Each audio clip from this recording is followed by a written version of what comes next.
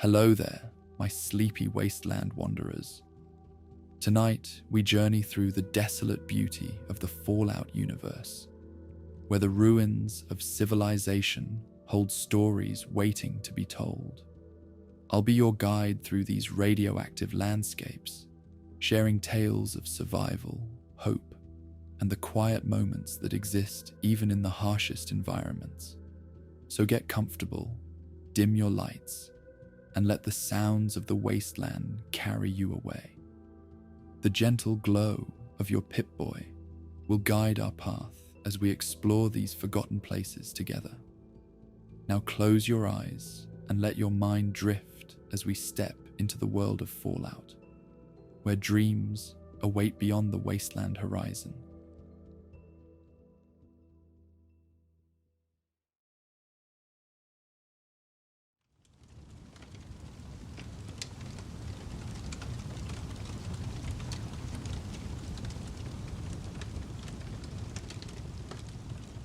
The amber light of late afternoon stretched across the Mojave, casting long shadows that painted the wasteland in hues of gold and sienna. Heat still radiated from the sun-baked earth, though the day's most punishing temperatures had begun their gradual retreat. Dust devils danced across the cracked highway that cut through the barren landscape, ephemeral spirals of motion in an otherwise still world. The distant mountains stood as silent sentinels against the horizon. Their weathered peaks turned purple in the fading light. Along this ancient roadway, a small caravan made its measured progress.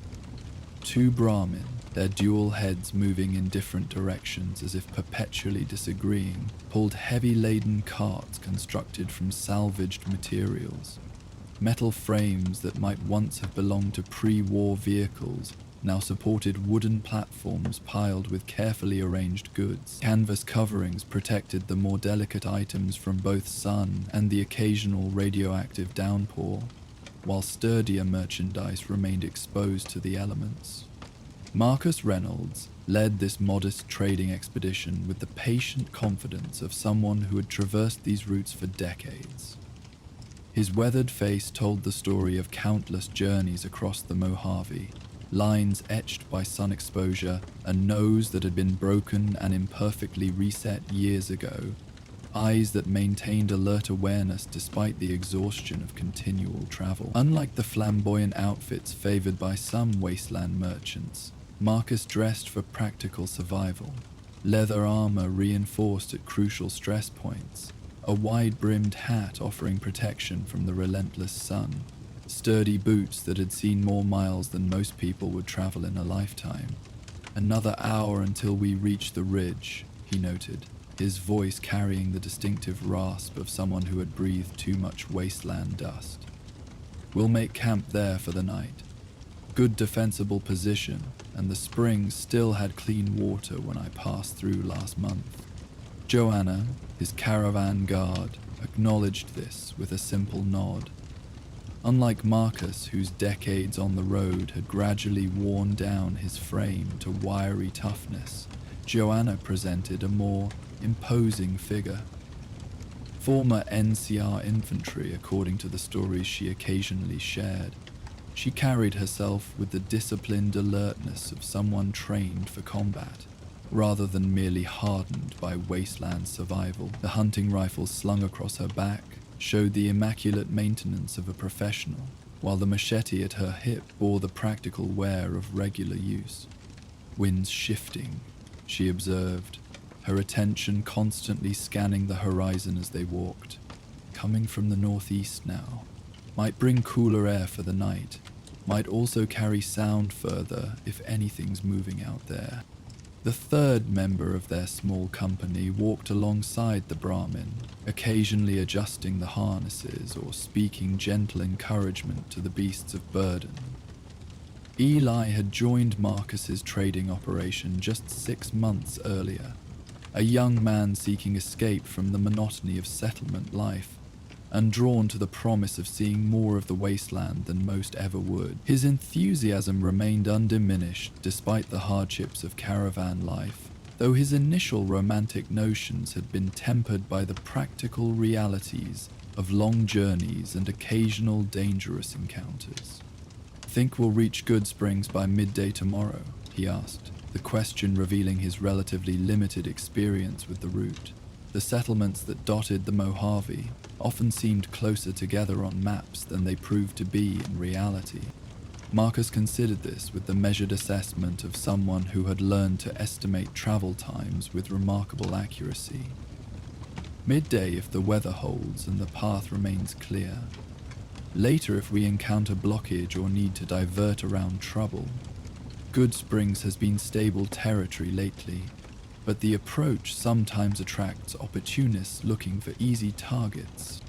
This measured caution characterized Marcus's approach to caravan life, neither the fatalistic pessimism that consumed some wasteland travelers, nor the reckless optimism that led to preventable tragedies. His success in maintaining a profitable trading route for over 20 years stemmed from this balance, understanding the inevitable risks while taking reasonable precautions to mitigate them. The caravan continued its steady progress as afternoon gradually surrendered to early evening. Their pace remained unhurried but consistent, the Brahmin maintaining the plodding rhythm that defined caravan movement throughout the Mojave. Conversation ebbed and flowed naturally, practical observations about the route or weather interspersed with excessive noise might attract unwanted attention in open territory. As they approached the ridge Marcus had identified for their night camp, the landscape offered more varied terrain than the flat expanse they had traversed most of the day. Rocky outcroppings provided natural windbreaks and potential defensive positions, while scattered vegetation, hardy plants that had adapted to thrive in the wasteland's harsh conditions, offered subtle color against the predominantly beige and brown landscape.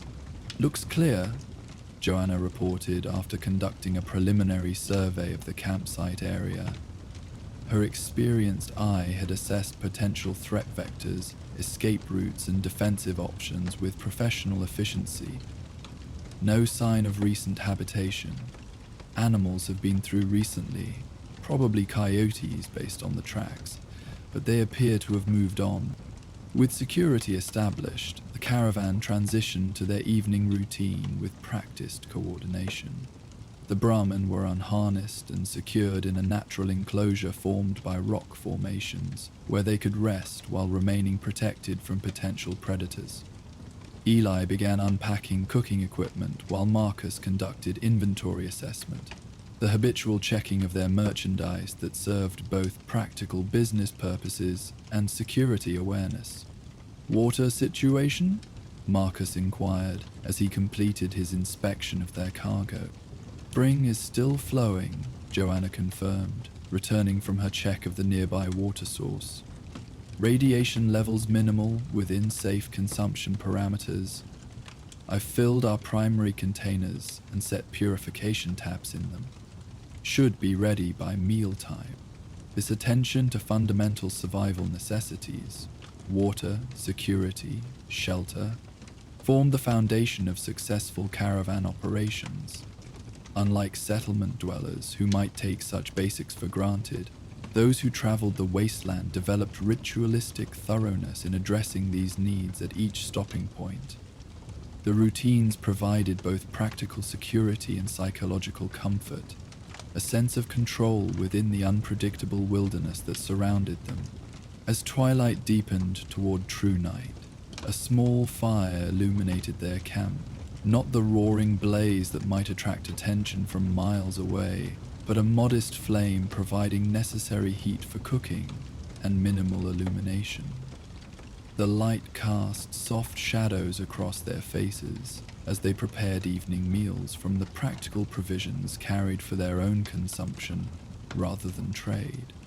"Market prices in New Vegas have shifted again," Marcos noted as they settled with their food, a simple but nutritious stew combining preserved meat with hardy vegetables that would travel without spoiling. Medical supplies bringing premium values, particularly Stimpaks and Radaway. Good timing for our current inventory. That doctor in Goodsprings still looking for surgical tools? Joanna asked, her practical focus on potential profit opportunities, reflecting years of Caravan experience despite her combat background. Marcus nodded, satisfaction evident in his expression. According to the radio traffic I caught from an NCR patrol yesterday, mentioned specific interest in pre-war sterilization equipment. We have 3 kits from that medical facility we salvaged last month. Should bring excellent trade value. This commercial awareness represented another essential skill for successful caravan operators. Understanding market fluctuations across different settlements, anticipating needs before arriving, and adapting inventory management to maximize profitable exchanges. Marcus had developed almost instinctive knowledge of what each settlement along his route might need, often securing trades for items that settlement leaders hadn't realized they would require until he arrived with them. As they ate, the night deepened around their small camp. Stars emerged in breathtaking profusion, one of the few aesthetic benefits of nuclear devastation being the absence of light pollution that had obscured celestial views in the world before. The Mojave night sky presented a spectacular canopy of stars, their ancient light reaching the wasteland without competition from human illumination except for the scattered, distant glows of settlements that punctuated the darkness. "I'll take first watch," Joanna offered as they finished their meal. 4 hours, then wake Eli. You can take the pre-dawn shift, Marcus. This rotation represented standard practice for their small company, ensuring continuous vigilance throughout the night while allowing each member sufficient rest to function effectively the following day. Even in relatively secure territory, wasteland survival demanded such precautions, the alternative being potentially fatal vulnerability to nocturnal predators or opportunistic raiders. With watch arrangements established, they settled into evening routines. Eli cleaned cooking equipment with careful water conservation, using heated sand to scour pots before final rinsing with precious liquid.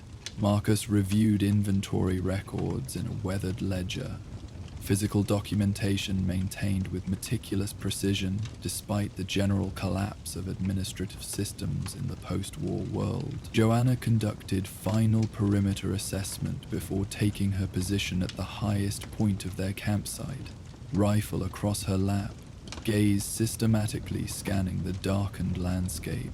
The night brought the distinctive sounds of the Mojave after dark, distant coyote calls echoing across the emptiness, the subtle rustling of nocturnal creatures moving through sparse vegetation, occasional unidentifiable sounds that might have been wind through rock formations or something more concerning. These acoustic textures formed the background to countless nights Marcus had spent under wasteland skies, a familiar symphony that had ceased to disrupt his rest years ago.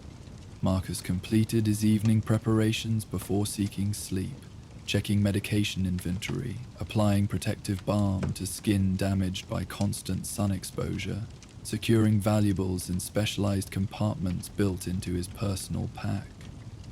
These rituals reflected the practical thoroughness that had kept him alive through decades of wasteland travel, habits developed through experience rather than formal training. "Weather looks stable," he noted to Joanna before settling into his bedroll. "Should have clear travel to Goodsprings tomorrow if nothing unexpected develops. Wake me immediately for anything unusual, even if it seems minor."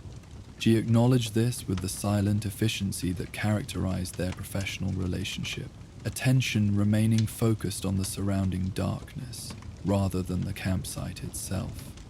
Unlike hired guns who might prioritize immediate threat response, Joanna understood that effective caravan security depended on early detection and avoidance rather than combat prowess alone.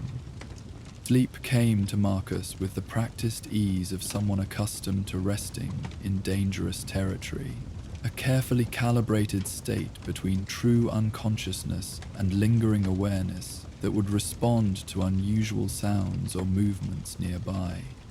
The starlight illuminated their small camp with silver movement radiance, casting gentle shadows that shifted with the slow movement of celestial bodies overhead. For these quiet hours, the wasteland's harshness seemed temporarily suspended, the night's tranquility offering brief respite from constant vigilance. Morning arrived in gradual increments. First the subtle lightning along the eastern horizon, then the gradual illumination that revealed the landscape in progressively greater detail. Marcus woke from his final sleep shift fully alert, transitioning from rest to awareness without the grogginess that might have plagued less experienced travelers. The pre-dawn chill penetrated his clothing despite the bedroll's insulation, a reminder of the Mojave's extreme temperature variations between night and day. Quiet night, he observed to Ellie, who had maintained final watch with commendable attentiveness despite being their least experienced member. Any movement worth noting? Coyote Pack passed about half a mile south around 2 hours ago, the young man reported, demonstrating growing skill in distinguishing normal wasteland patterns from potential threats. Headed away from our position, otherwise just the usual night sounds. This unremarkable report represented success in caravan operations, uneventful passage through territory that contained numerous potential dangers. Marcus rose and began morning preparations with practiced efficiency, evaluating sky conditions for weather indications while reviewing mental maps of the day's intended route. Joanna emerged from her rest period shortly afterward, immediately assisting with camp breakdown while conducting her own environmental assessment. We should move within the hour, Marcus decided after completing his morning routine. Reach the valley floor before the day's heat becomes punishing.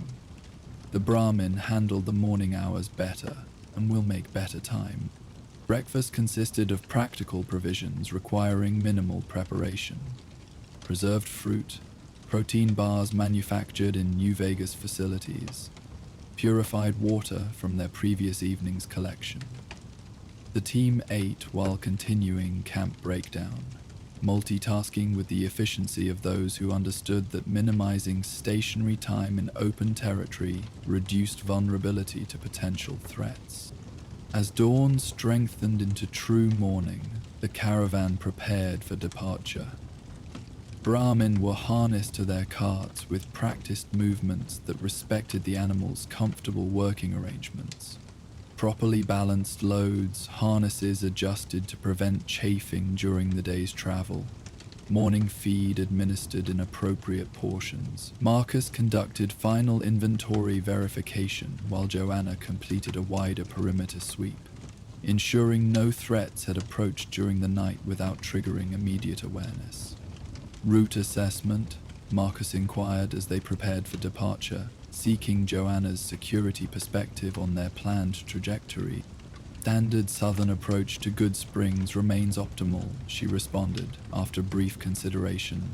Alternative western route shows increased gecko activity, according to the traders we passed 3 days back. Southern approach offers better visibility and more consistent terrain. This collaborative decision-making characterized their operation. Marcus's extensive route knowledge complemented by Joanna's security expertise, and increasingly by Ellie's developing observation skills. Unlike autocratic caravan leaders who demanded unquestioning compliance, Marcus recognized that survival in the wasteland required utilizing all available perspectives and expertise. The caravan departed their ridge campsite as morning sunlight bathed the landscape in clear illumination.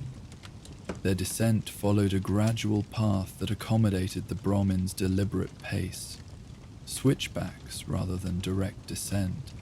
Careful navigation around loose scree that might cause injury to animals or damage to cart wheels. These practical considerations dominated wasteland travel far more than direct routes between destinations. experienced caravaneers selecting paths for safety and accessibility rather than merely shortest distance. As they reached level ground below the ridge, the day's journey settled into its familiar rhythm. The Brahmin established their plodding but consistent pace, heads swaying slightly with each step in contradictory directions that somehow never impeded their forward progress. Marcus led the procession with Joanna positioned toward the rear, their arrangement providing both navigational guidance and security oversight for the entire caravan. Eli alternated positions as needed, sometimes walking alongside the Brahmin to monitor their condition, occasionally moving ahead to scout immediate terrain, often adjusting cargo distribution when the cart's movement indicated suboptimal balance. The Mojave stretched around them in harsh grandeur, a landscape simultaneously beautiful and unforgiving. Distant mountains provided navigational reference points, while closer features created the varied terrain that defined their route. Remnants of the world before dotted the landscape, collapsed highway overpasses, rusted vehicles gradually returning to Earth through centuries of exposure, occasional structures that had partially survived both initial devastation and subsequent decay. Goodsprings has been growing, Marcus observed as they continued their journey, sharing information that might interest his companions, while passing time during the otherwise monotonous travel. Last 3 visits, I've noted increased cultivation, new well construction, population increase of perhaps 15%. Sheriff reported successful defense against powder ganger incursion last month. Minimal casualties. Stability attracts people, Joanna noted, her observation reflecting broader patterns visible throughout the Mojave's recovering communities. Reliable water, defensible position, established leadership, trade opportunities improving as a result. This analysis represented the commercial awareness that successful caravan operators developed, understanding settlement dynamics that indicated potential profit opportunities rather than merely current market conditions. Marcus had witnessed numerous communities through their development cycles, from precarious initial establishment through growth phases and sometimes eventual decline or destruction. This longitudinal perspective informed his trading strategies, sometimes leading him to invest in relationships with struggling settlements that later became valuable trading partners as they stabilized and grew.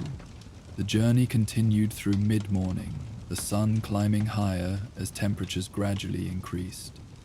Conversation became more sporadic as they conserved energy in the growing heat, focusing instead on practical movement and environmental awareness.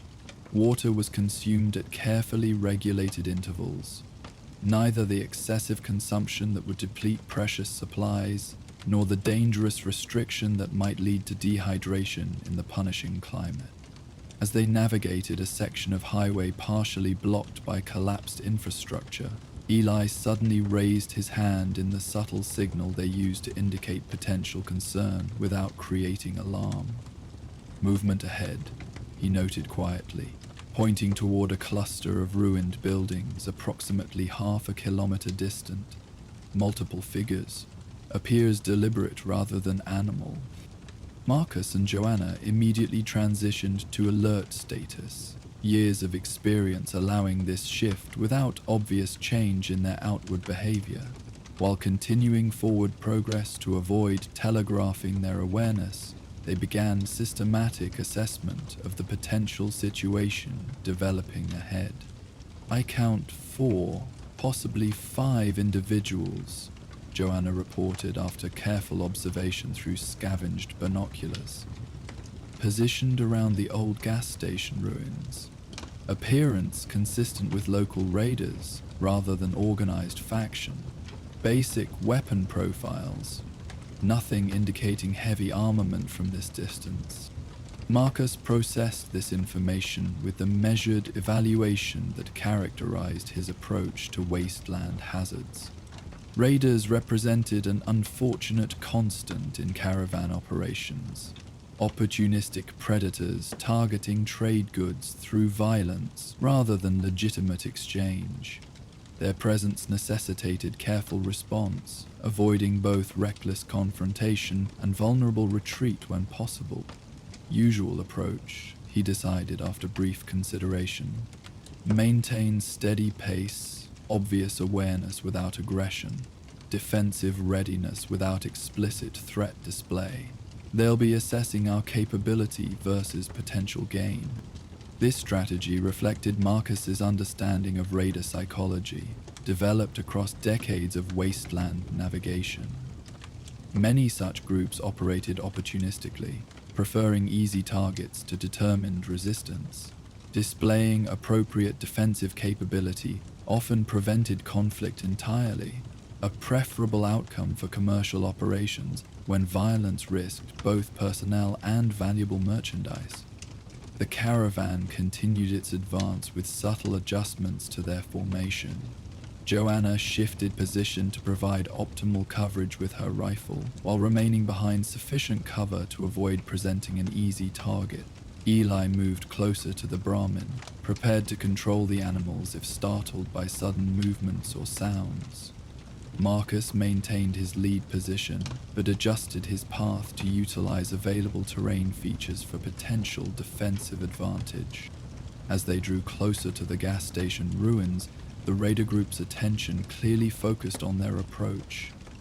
Several figures emerged from partial cover to observe the Caravan more directly, weapon positions indicating readiness without immediate aggression. The psychological assessment that preceded most wasteland encounters had begun, each side evaluating the other's capability, determination, and potential vulnerability. "Hold position here," Marcus directed, when they reached an advantageous location approximately 200 meters from the raider position.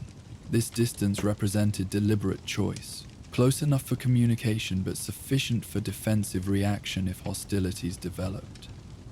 The Brahmin were secured in a natural depression that offered both shade and limited protection, cargo remaining harnessed but positioned for access to valuable items if needed for negotiation. A solitary figure, separated from the raider group, advancing to a midpoint between the two positions. This individual appeared more substantial than the others, better equipped with mismatched but functional armor pieces, carrying what appeared to be a modified hunting rifle along with visible sidearm. Leadership status seemed evident in both equipment quality and the confident stride that carried none of the chemical impairment often visible in common raiders. "I'll handle this," Marcus decided, recognizing the developing pattern as one he had navigated successfully in previous encounters. Standard coverage positions, visible but not threatening posture, be prepared for quick transition if necessary. He advanced alone to meet the raider representative, maintaining deliberate pace that communicated neither fearfulness nor aggression. His hands remained visible but positioned for quick access to his own weapons if needed. A subtle body language understood throughout the wasteland as cautious but not immediately hostile. His assessment continued as he approached, noting details that might inform negotiation strategy. The raider's equipment showed signs of successful previous operations. Ammunition appeared limited based on visible carrying capacity. Physical condition suggested adequate nutrition rather than desperate circumstances. They stopped approximately 10 meters apart, close enough for conversation without shouting, yet maintaining reaction distance for security. The raider leader assessed Marcus with the calculating gaze of someone evaluating potential prey, though with the pragmatic consideration that distinguished more successful predators from mindlessly aggressive ones. "Toll for passing through our territory," the leader announced without preamble, voice carrying the gravelly quality common to those who had breathed too much wasteland dust. 100 caps or equivalent trade goods.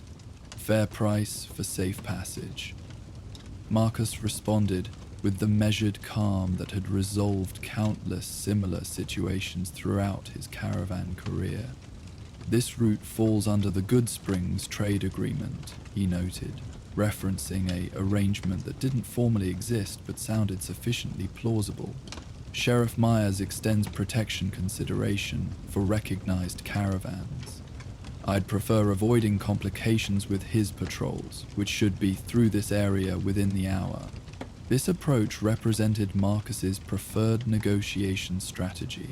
Neither immediate capitulation that would mark them as easy targets for future encounters, nor aggressive rejection that might trigger unnecessary violence. Instead, he introduced reasonable doubt regarding the risk/reward calculation by implying potential consequences beyond the immediate encounter. The raider leader's expression revealed calculating reconsideration, weighing the plausibility of nearby patrols against the visible goods the caravan transported. "Haven't seen sheriff's men through here in weeks," he countered, though with subtle uncertainty that suggested the possibility remained concerning. "New arrangement," Marcus elaborated smoothly, building on the foundation of doubt he had established. After the powder ganger incident last month, irregular patrol timing deliberately established to catch road troublemakers unprepared. Already caught a group operating near the junction last week, according to radio traffic. He reached slowly into a pocket, telegraphing the movement to avoid triggering defensive reaction, and withdrew a small leather pouch. "However, we respect territorial considerations. 20 caps as professional courtesy for advance notification of the patrol arrangement. Beneficial for all parties to avoid unnecessary complication." This calculated offer represented Marcus's understanding of Wasteland negotiation psychology, providing face-saving opportunity for the raided leader to extract some value while avoiding the risk of potential consequences, however uncertain they might be. The token payment cost significantly less than actual toll demands, while establishing relationship that might prevent more aggressive approaches in future encounters.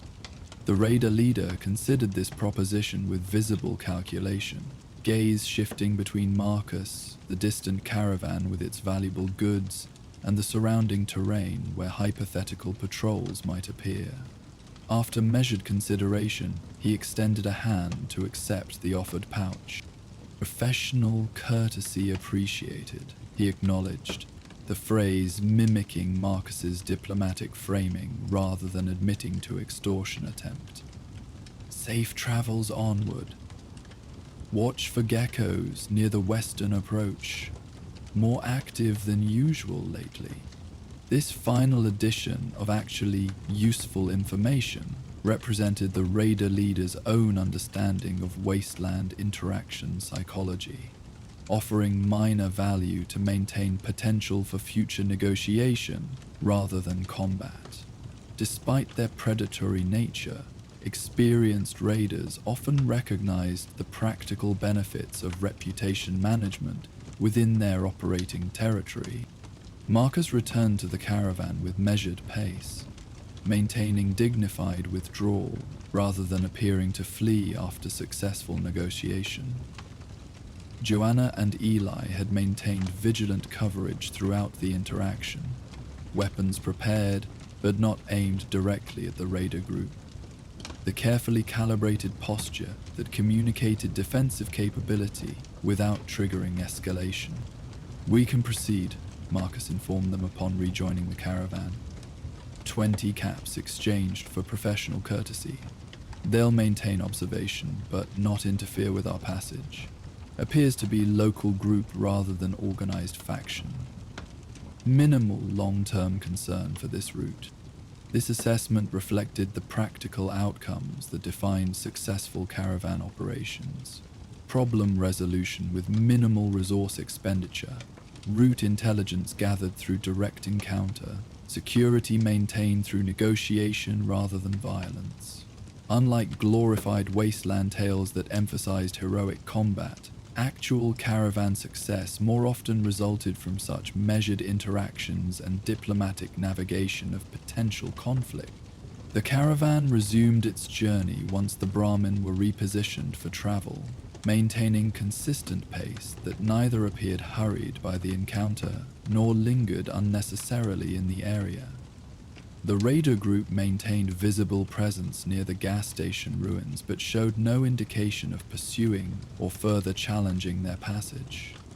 The negotiated arrangement apparently satisfying their immediate objectives without unnecessary risk. "Good handling," Joanna commented once they had established comfortable distance from the encounter site. Her professional assessment recognized the effective resolution rather than merely the avoidance of combat. Sheriff Patrol reference was convincing. They'll be cautious about pushing too hard on this route for at least a few weeks, waiting to verify whether patrols actually materialize. Marcus acknowledged this observation with modest satisfaction, not pride in deception but professional recognition of effective tradecraft. Territorial psychology works consistently if applied with appropriate understanding. They need to believe maintaining the territory remains viable while recognizing excessive predation increases response likelihood. Balance point usually exists somewhere between those considerations. This analytical approach to wasteland navigation represented one of Marcus's most valuable skills. Understanding human behavior patterns within the harsh realities of post-apocalyptic existence. Where some saw only chaotic violence or unpredictable danger, he recognized the underlying psychological patterns that could be navigated with sufficient experience and careful observation. Their journey continued through the late morning hours, the encounter with raiders becoming simply another note in the day's travel rather than defining event. This resilience characterized successful caravan operations, addressing challenges as they arose without allowing any single occurrence to disrupt overall mission objectives. Each potentially dangerous situation became incorporated into route knowledge for future reference, rather than triggering abandonment of established paths. As midday approached, the distant buildings of Goodsprings became visible on the horizon, modest structures that nonetheless represented civilization amid the wasteland's emptiness. The settlement had indeed grown since Marcus's previous visit, new construction visible even from distance, and increased cultivation extending further from the central buildings than before. These observations confirmed his earlier market assessments, stability encouraging growth that would likely increase both supply and demand aspects of potential trading. "We'll reach town in approximately 1 hour at current pace," he noted, calculating arrival based on extensive experience with Brahmin movement rates across varying terrain. Should arrive before the worst afternoon heat, allowing time for initial trade negotiations before evening. Prospector Saloon remains the best information gathering location if you're interested in local updates. This guidance, directed primarily toward Eli, represented Marcus's ongoing mentorship, sharing not just practical route knowledge, but the social mapping that defines successful trading networks. Understanding which establishments provided useful information, which settlement residents influenced local decisions, and which potential trade partners maintained reputation for fair dealing, represented essential caravan knowledge, beyond mere geographical navigation. The final approach to Goodsprings carried noteworthy absence of tension compared to their wasteland travel. The settlements established security and regular caravan visits, creating relatively safe territory within visual range of the community. Agricultural developments became increasingly visible as they drew closer.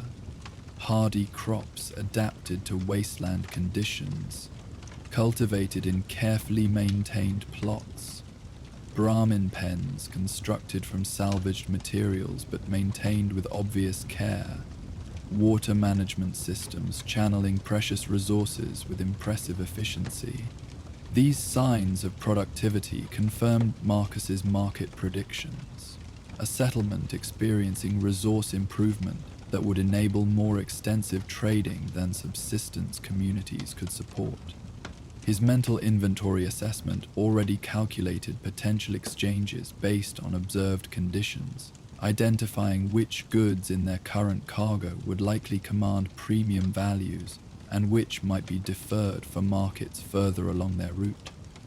As they reached the settlement's outskirts, residents noticed their approach with the measured interest of a community accustomed to caravan arrivals, yet still dependent on such visits for essential supplies. Several figures paused in their work to observe the approaching traders, expressions showing recognition of Marcus's distinctive caravan configuration after his years traveling this route.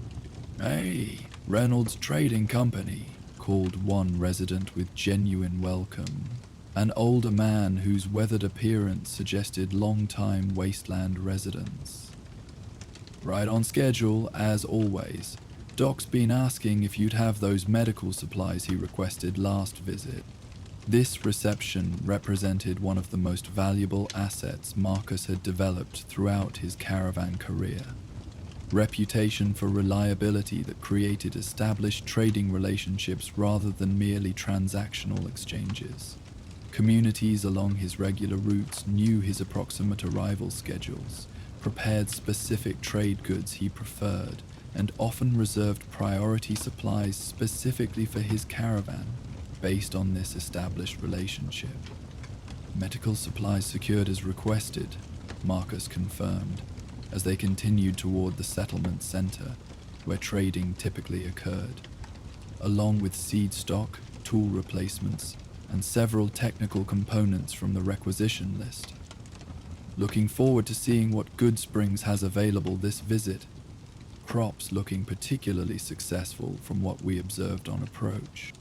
This immediate confirmation of fulfilling previous requests represented deliberate relationship management, demonstrating reliable response to community needs that would encourage continued trading preference compared to less consistent caravans. The Wasteland economy functioned largely on such reputation-based exchanges, with established trust often proving more valuable than marginally better pricing from unknown traders. The caravan proceeded to the central trading area, where Brahmin could be unloaded and merchandise displayed for inspection by settlement residents. Several community members approached as they arrived, including the settlement doctor, whose interest in medical supplies had been specifically mentioned. The transition from wasteland travel to commercial exchange had begun, another successful journey segment completed, despite the inevitable challenges presented by Mojave territories. While Marcus began establishing their trading operation with practiced efficiency, his thoughts already extended to the journey segments yet to come.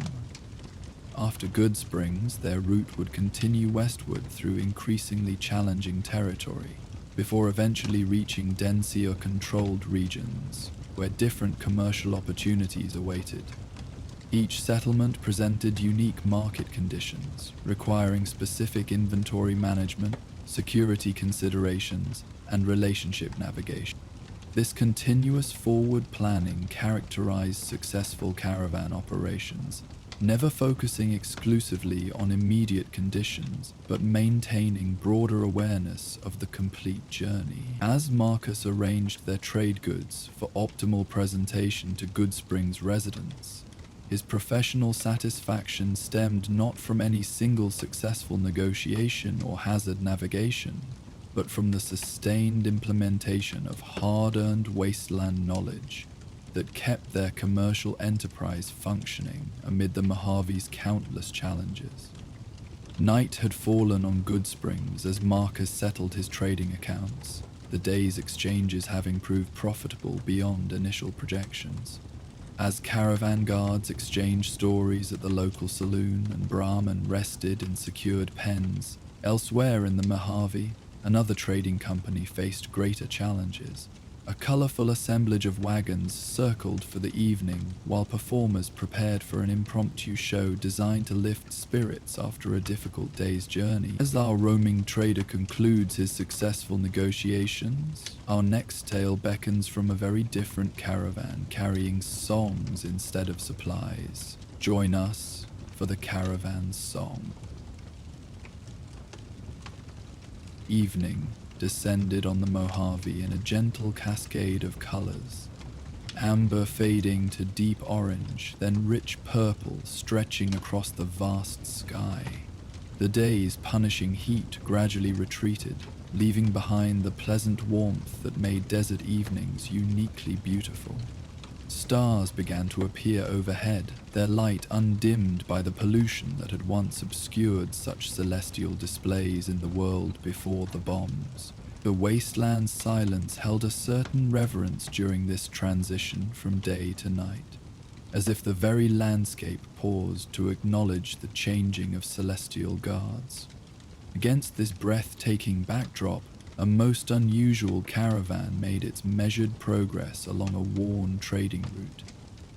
Unlike the typical merchant caravans that traversed the Mojave with their loads of survival necessities and practical goods, this procession presented a notably different profile. Brightly colored fabrics adorned the wagons. Patches of red, blue, and gold sewn together from salvaged materials to create cheerful patterns that stood in defiant contrast to the wasteland's muted palette. Lanterns hung from carved wooden posts, currently unlit but prepared to create pools of welcoming illumination once darkness fully claimed the land. The caravan consisted of 5 wagons, arranged in traditional traveling formation. 2 Brahmin pulled each vehicle with patient determination, their dual heads occasionally turning in different directions, as though perpetually disagreeing about which potential threat deserved more attention. The wagons themselves represented remarkable examples of wasteland craftsmanship. Frames constructed from salvaged vehicle parts, wheels balanced with precision that allowed relatively smooth passage across uneven terrain, canopies designed to provide shade during day journeys and transform into performance spaces when the caravan made camp. For this was Harmony's Traveling Company, the most renowned performance troupe in the Mojave Wasteland. Their reputation extended from the outskirts of New Vegas to remote settlements that rarely saw visitors of any kind. Where typical traders brought necessities for physical survival, Harmony's company delivered something equally vital but far more ephemeral: moments of joy, musical respite, and cultural connection in a world where such experiences had become precious rarities. Diana Harmony led this unusual enterprise with the same careful attention a traditional caravan master might devote to trade goods or security arrangements. A woman in her late 50s, her face bore the weathered lines of decades spent under the Mojave sun, yet her eyes retained a vibrant energy that animated her entire presence. Her silver-streaked hair was gathered in an elaborate braid adorned with small trinkets collected from settlements throughout their travels. A bottle cap here, a polished stone there, each representing a memory or relationship established during their years of traversing wasteland routes. "We'll reach the ridge within the hour," she noted, her voice carrying the melodic quality that had made her performances legendary throughout the region. Perfect timing for making camp before full darkness. The acoustics there are remarkable. Sound carries down into the valley without echo distortion, ideal for tomorrow's dawn performance. Elias, her second-in-command and lead guitarist, nodded agreement. Unlike Diana's expressive appearance, he presented a more reserved presence, practical wasteland attire with only a faded blue bandana indicating his performance affiliation. The weathered case strapped across his back contained his most precious possession, a pre-war acoustic guitar that had been meticulously maintained through decades of wasteland travel. His hands, capable of creating music that brought tears to hardened wasteland survivors, currently held a well-maintained hunting rifle with the comfortable familiarity of someone equally adept at protection and performance. Schedule has us reaching Novak by mid-afternoon tomorrow if we maintain steady pace, he observed, his attention dividing between their planned route and the surrounding terrain. His perpetual awareness of potential danger represented one reason the caravan had survived for over 15 years, despite traveling routes that more cautious traders often avoided. Their settlement has been growing. Should have good attendance if we set up near the dinosaur as planned. The caravan continued its steady progress as twilight deepened around them. Unlike merchant operations that often traveled with minimal personnel to maximize profit margins, Harmony's company comprised 12 individuals, each with performance specialties complemented by practical wasteland skills. Musicians who could also repair wagon mechanisms, dancers who served as perimeter guards during overnight camps, singers who understood Brahmin handling and maintenance. This versatility enabled their survival in territories where more specialized caravans might falter when confronting the wasteland's unpredictable challenges. Maya, their youngest performer at barely 20 years old, walked alongside Diana's lead wagon. Her addition to the company just 8 months earlier had brought fresh energy to their performances. Her remarkable voice, capable of both powerful projection that carried across settlement gatherings and subtle intimacy that created moments of breathtaking connection during smaller shows. Having grown up in a stable NCR settlement, she still adjusted to the realities of wasteland travel, though her initial wide-eyed idealism had gradually matured into more practical appreciation for their unique lifestyle. "Will we perform the new arrangement at Novak?" she inquired, her enthusiasm for musical innovation undimmed by the day's long journey. "The harmonies worked beautifully at our last stop, especially with Stefan's percussion modification." Diana considered this, with the thoughtful attention she applied to all performance decisions, understanding that their musical selections represented more than mere entertainment. "Yes, though we'll position it mid-program rather than opening. Novak residents tend toward traditional preferences initially, but appreciate innovation once properly introduced. Context matters as much as content in performance reception." This sophisticated awareness of audience psychology distinguished Harmony's company from occasional wasteland performers who simply played whatever material they preferred regardless of reception. Diana's approach acknowledged the emotional significance of music in post-apocalyptic society, not merely diversion, but preservation of cultural continuity, processing of collective trauma, and construction of community identity through shared experience. As they approached the ridge Diana had selected for their night camp, the caravan began its carefully choreographed transition from travel configuration to evening setup. Lead wagons established the performance circle, an arrangement that created natural defensive perimeter while positioning vehicles for optimal transformation into stage spaces. Brahmin were unharnessed and guided to appropriate grazing areas where portable fencing provided both containment and protection from wasteland predators. Equipment was unpacked with practiced efficiency, cooking facilities emerging from storage compartments, performance instruments carefully positioned for evening maintenance, defensive positions established with subtle integration into the overall camp arrangement. "Perimeter looks clear," reported Stefan, the company's percussionist and security coordinator. His wasteland experience predated even Diana's, having once served with NCR Rangers before finding greater purpose in their musical mission. The shotgun he carried showed the immaculate maintenance of someone who understood that survival equipment required the same careful attention as performance instruments. Standard watch rotation tonight, with emphasis on the western approach, saw some tracks during our final stretch, probably just travelers, but worth extra attention. This security awareness represented another factor in the company's long-term survival. Unlike performers who might prioritize artistic considerations over practical safety, Harmony's troupe maintained disciplined vigilance that balanced creative focus with wasteland realities. Their reputation for handling occasional dangers with competent response had prevented many potential threats, predatory groups often seeking easier targets than a caravan known for both community connections and defensive capability. As evening deepened toward true night, the camp transformed into something rarely seen in the wasteland. A space of deliberate beauty and ordered arrangement, rather than merely functional necessity. Lanterns were lit and positioned to create pools of gentle illumination throughout the camp.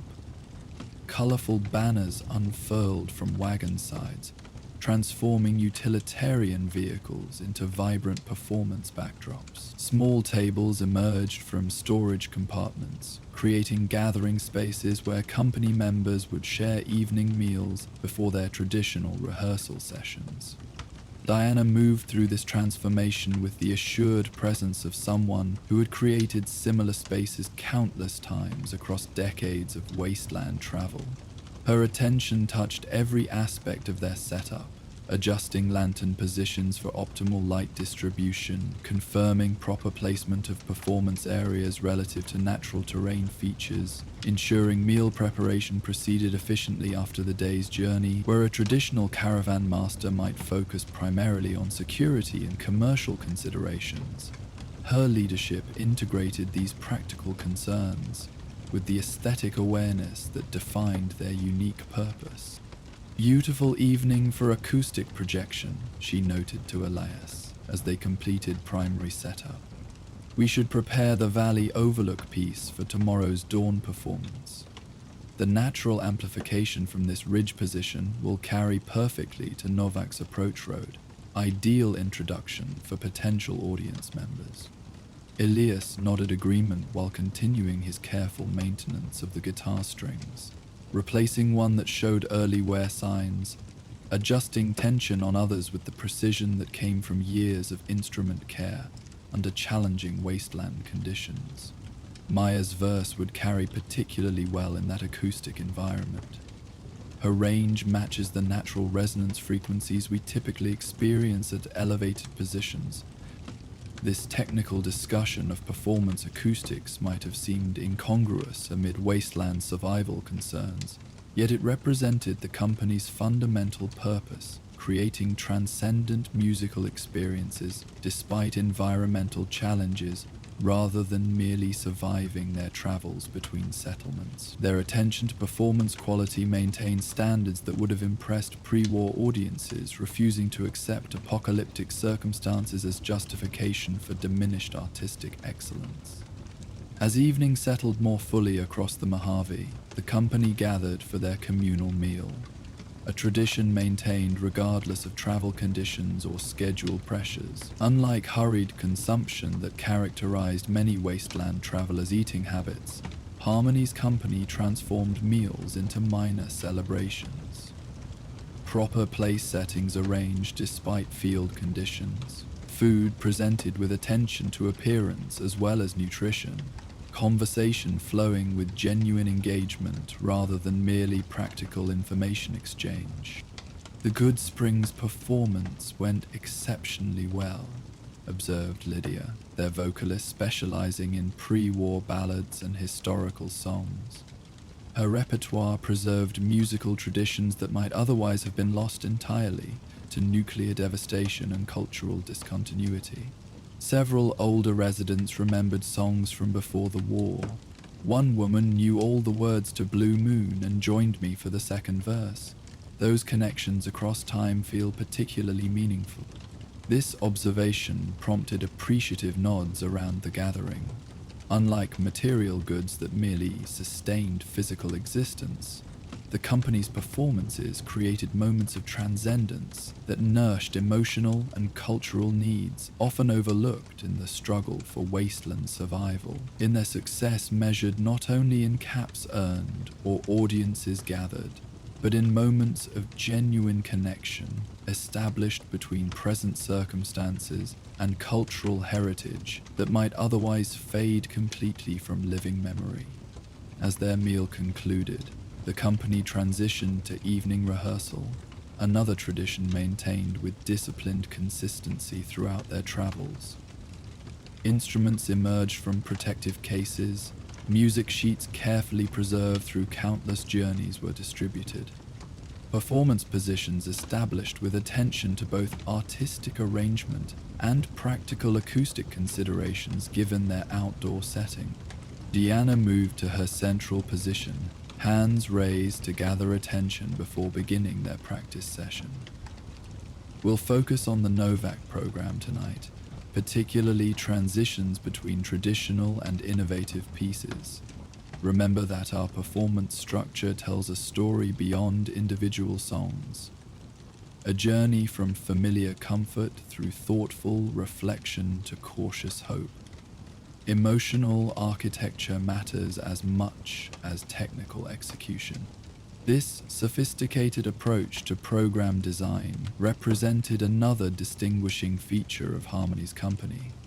Rather than merely presenting disconnected songs selected for popularity or technical display, their performances were carefully constructed narratives, emotional journeys crafted to acknowledge wasteland hardships while affirming human resilience through artistic expression. This intentional structure created experiences that resonated deeply with audiences, otherwise starved for cultural meaning amid survival struggles. Their rehearsal began with familiar wasteland standards, songs that had emerged from post-war conditions to express common experiences across settlements and regions.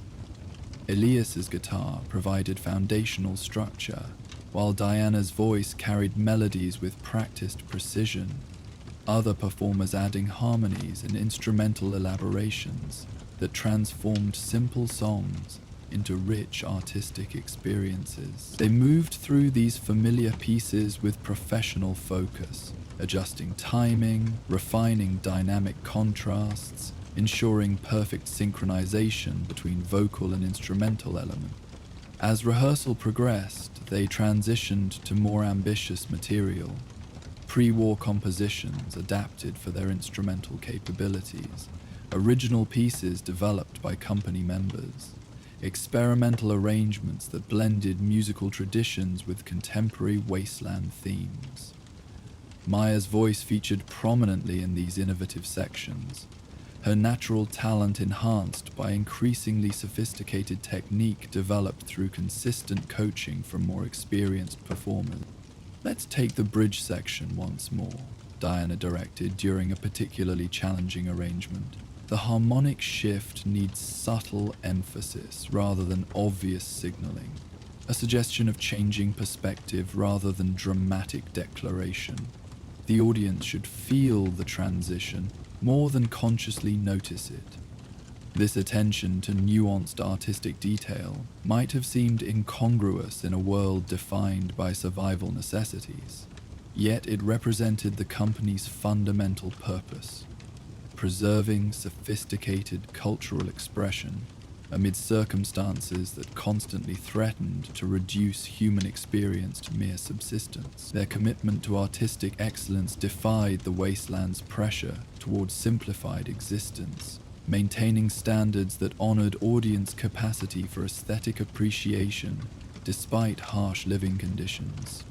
Rehearsal continued for nearly 2 hours, the ridge location providing natural sound barrier that prevented their music from traveling unnecessarily far across the wasteland, a security consideration integrated into their artistic practice. Throughout this focused work, perimeter guards maintained vigilant awareness of surrounding territory, positions rotating according to scheduled shifts that ensured continuous protection without preventing any member from participating in essential preparation.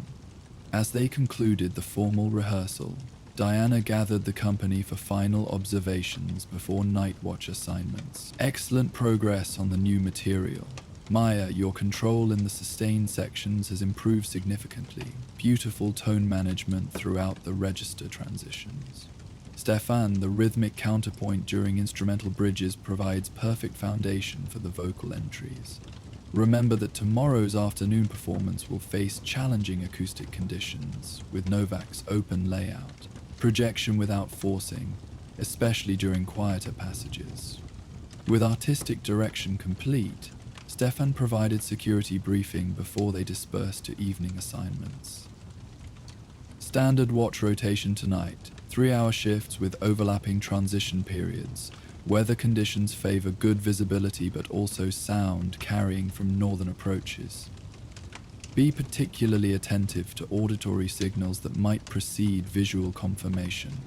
Wake adjacent personnel for anything uncertain, rather than investigating alone.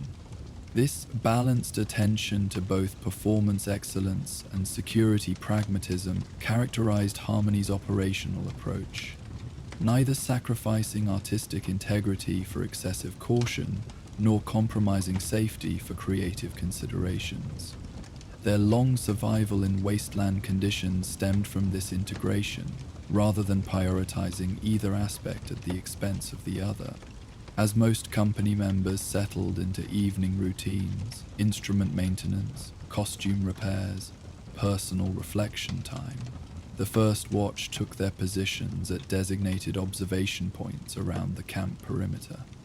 The night deepened around their temporary haven, stars continuing their age-old patterns overhead, with indifference to the devastated world below. Occasional wasteland sounds carried through the darkness, distant coyote calls, the rustling of nocturnal creatures through sparse vegetation, sometimes unidentifiable noises that might have been wind through rock formations or something more concerning. Diana completed her administrative responsibilities before seeking rest, reviewing inventory records, updating the company journal with performance notes and audience observations, planning route adjustments based on information gathered from recent travelers. These practical tasks supported their artistic mission, ensuring logistical foundation for creative work that might otherwise falter without proper resource management. As she finished these duties and prepared for sleep, Elias approached with the quiet discretion characteristic of their long professional partnership.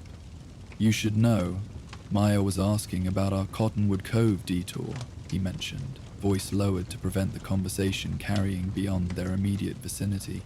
She noticed the route adjustment on the maps. I provided standard explanation, but she's observant. May ask more direct questions soon. Diana acknowledged this information with thoughtful consideration rather than alarm.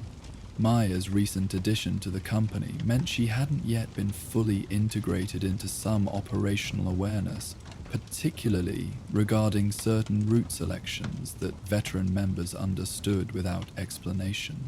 The detour avoiding Cottonwood Cove represented one such decision, based on experiences years earlier that had established certain locations as permanently excluded from their performance circuit, despite potential audience opportunities. "I'll speak with her tomorrow," Diana decided after brief reflection. "She's earned more complete understanding of our operational history. Better she hears accurate information than constructs concerns from partial knowledge. She's demonstrated sufficient commitment to warrant fuller inclusion in company awareness." This measured approach to information sharing reflected Diana's leadership philosophy: appropriate transparency based on demonstrated trust rather than arbitrary hierarchical restrictions. Unlike some wasteland groups that operated with rigid need-to-know limitations, Harmony's company functioned through collaborative understanding, where experience rather than rank determined information access. With this matter addressed, Diana sought her rest space, a small but comfortable arrangement within her wagon where privacy curtains created personal sanctuary amid their communal living conditions. Sleep came with the practiced ease of someone accustomed to resting amid potential danger, a carefully calibrated state between true unconsciousness and lingering awareness that would respond to unusual sounds or movements nearby. Night watches rotated through their scheduled progression as most company members rested in preparation for the following day's performance demands. The camp settled into peaceful quiet, interrupted only by occasional whispered conversations during watch transitions, or the subtle sounds of someone shifting position in their sleep. Unlike the anxious vigilance that characterized many wasteland encampments, Harmony's night routine carried the quiet confidence of experienced travelers who had balanced security needs with human comfort through countless similar nights. Morning arrived as it always did in the Mojave, first the subtle lightening along the eastern horizon, then gradual illumination revealing the landscape in progressively greater detail. Dawn Watch members observed this transition with appreciation for both its natural beauty and the improved security visibility it provided. Camp activities resumed in measured sequence. Cooking fires rekindled for morning meals, Brahmin attended for day travel preparation, instruments checked for any overnight humidity effects that might require adjustment before performances. Diana emerged from her wagon as early sunlight began touching the camp, immediately engaging with preparation activities while conducting subtle assessment of company members' readiness for the day ahead. Unlike leisure travelers, who might allow gradual awakening, performance schedules required disciplined morning efficiency, particularly for planned dawn presentations that capitalized on natural acoustic advantages. Perfect conditions for our ridge performance, she noted to assembled company members during brief morning gathering. Clear air, minimal wind, optimal humidity for vocal projection. We'll proceed with planned program, Maya leading sunrise invocation, transitioning to Elias's instrumental bridge, then full company for the traditional welcoming sequence. 15 minutes for final preparation, then positions for performance as the sun crests the eastern ridge. This morning performance represented one of Harmony's distinctive traditions. Music carefully selected to complement dawn conditions, performed from elevated positions, where natural acoustics would carry sound to approaching travelers or nearby settlements. Unlike their formal settlement shows that required audience gathering, these dawn presentations served as both artistic offering to the wasteland itself and invitation to potential listeners who might then seek their main performances later in the day. The company moved with practiced coordination as they established performance positions along the ridge edge, instruments positioned for optimal sound projection, performers arranged in carefully designed formation that balanced visual presentation with acoustic requirements. No formal stage was constructed for these brief dawn shows. Instead, they utilized natural terrain features to create performance space that seemed almost organically integrated with the landscape itself. As the sun's edge appeared above distant mountains, Maya stepped forward to her designated position.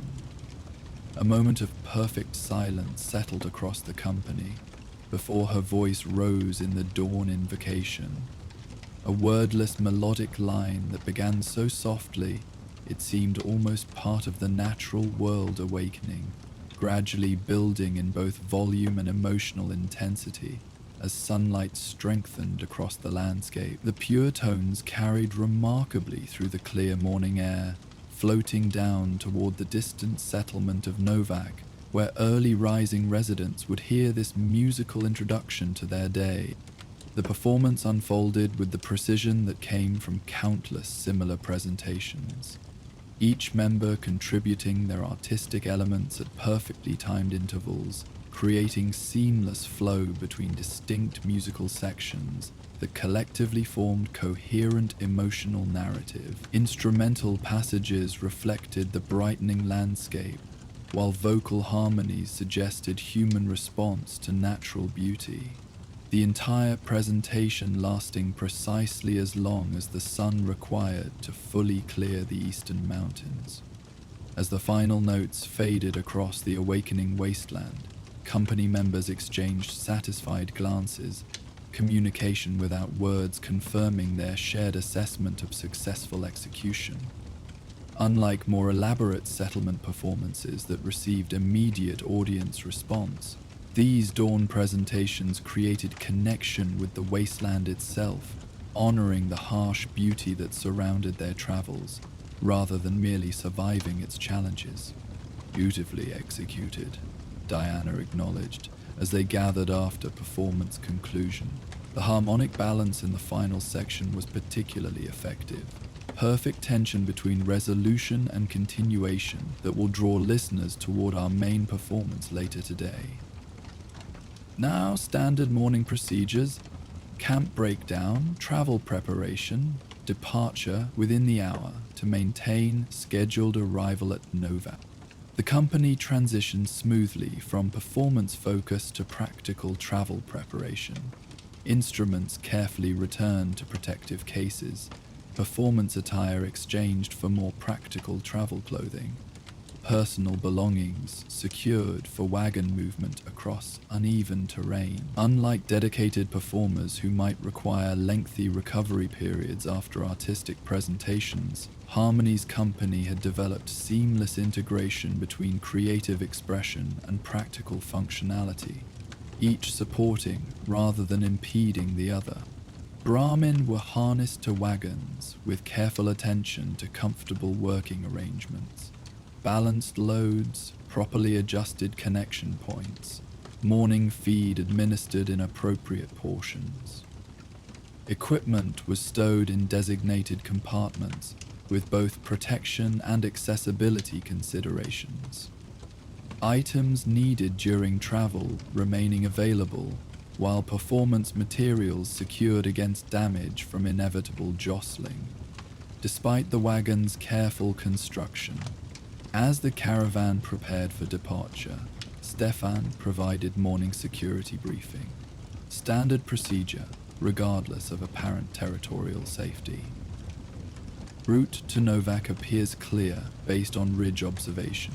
Traveled regularly enough to expect minimal unexpected hazards. Standard defensive formation for Brahmin protection through the narrow pass, approximately 1 hour from our position. Usual communication signals for potential concerns. With final preparations complete, the caravan departed their ridge campsite in careful procession. Wagons arranged in traveling formation that provided both practical movement efficiency and defensive configuration if needed. Their descent followed established path toward Novak, route selection balancing direct travel with terrain considerations appropriate for heavily laden wagons drawn by Brahmin rather than mechanized vehicles. The Mojave morning stretched around them in harsh magnificence, a landscape simultaneously beautiful and unforgiving. Early sunlight illuminated distant features with golden clarity while casting long shadows that would gradually shorten as the day progressed. Temperature remained relatively comfortable during these morning hours. The punishing heat that would develop by midday still held temporarily at bay. Conversation flowed naturally as they traveled, discussions of performance details alternating with practical observations about route conditions or upcoming logistical needs. Unlike military units that might maintain rigid communication protocols during movement, Harmony's company balanced security awareness with normal human interaction, understanding that sustained artistic vitality required genuine social connection rather than merely professional coordination. As Diana had intended, she found opportunity to speak privately with Maya as they walked alongside the lead wagon during a particularly level section of road.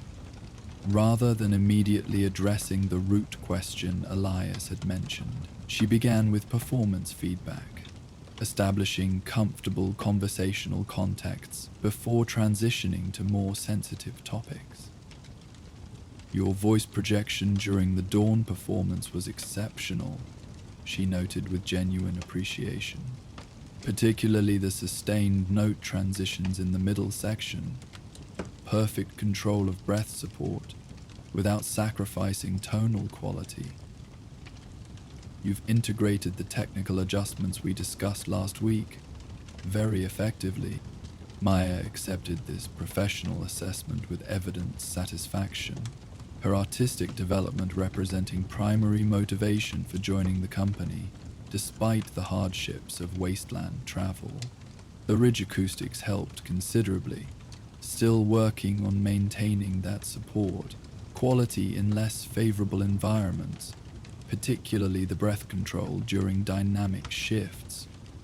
This exchange established comfortable rapport before Diana carefully shifted toward the more significant conversation. "Elias mentioned you had questions about our route planning, specifically the Cottonwood Cove adjustment on upcoming maps. I believe in appropriate transparency within our company. Once members have demonstrated commitment, you certainly earned fuller understanding of our operational decisions." Maya's expression reflected appreciation for this direct approach, rather than evasion or dismissal of her observations. "I noticed we're taking a significantly longer path that adds nearly 2 days' travel compared to the river route. Assumed there must be important reasons beyond typical hazard avoidance, but wasn't sure if asking would be considered appropriate yet." "Entirely appropriate," Diana assured her, voice modulating to ensure their conversation remained between them, despite nearby company members.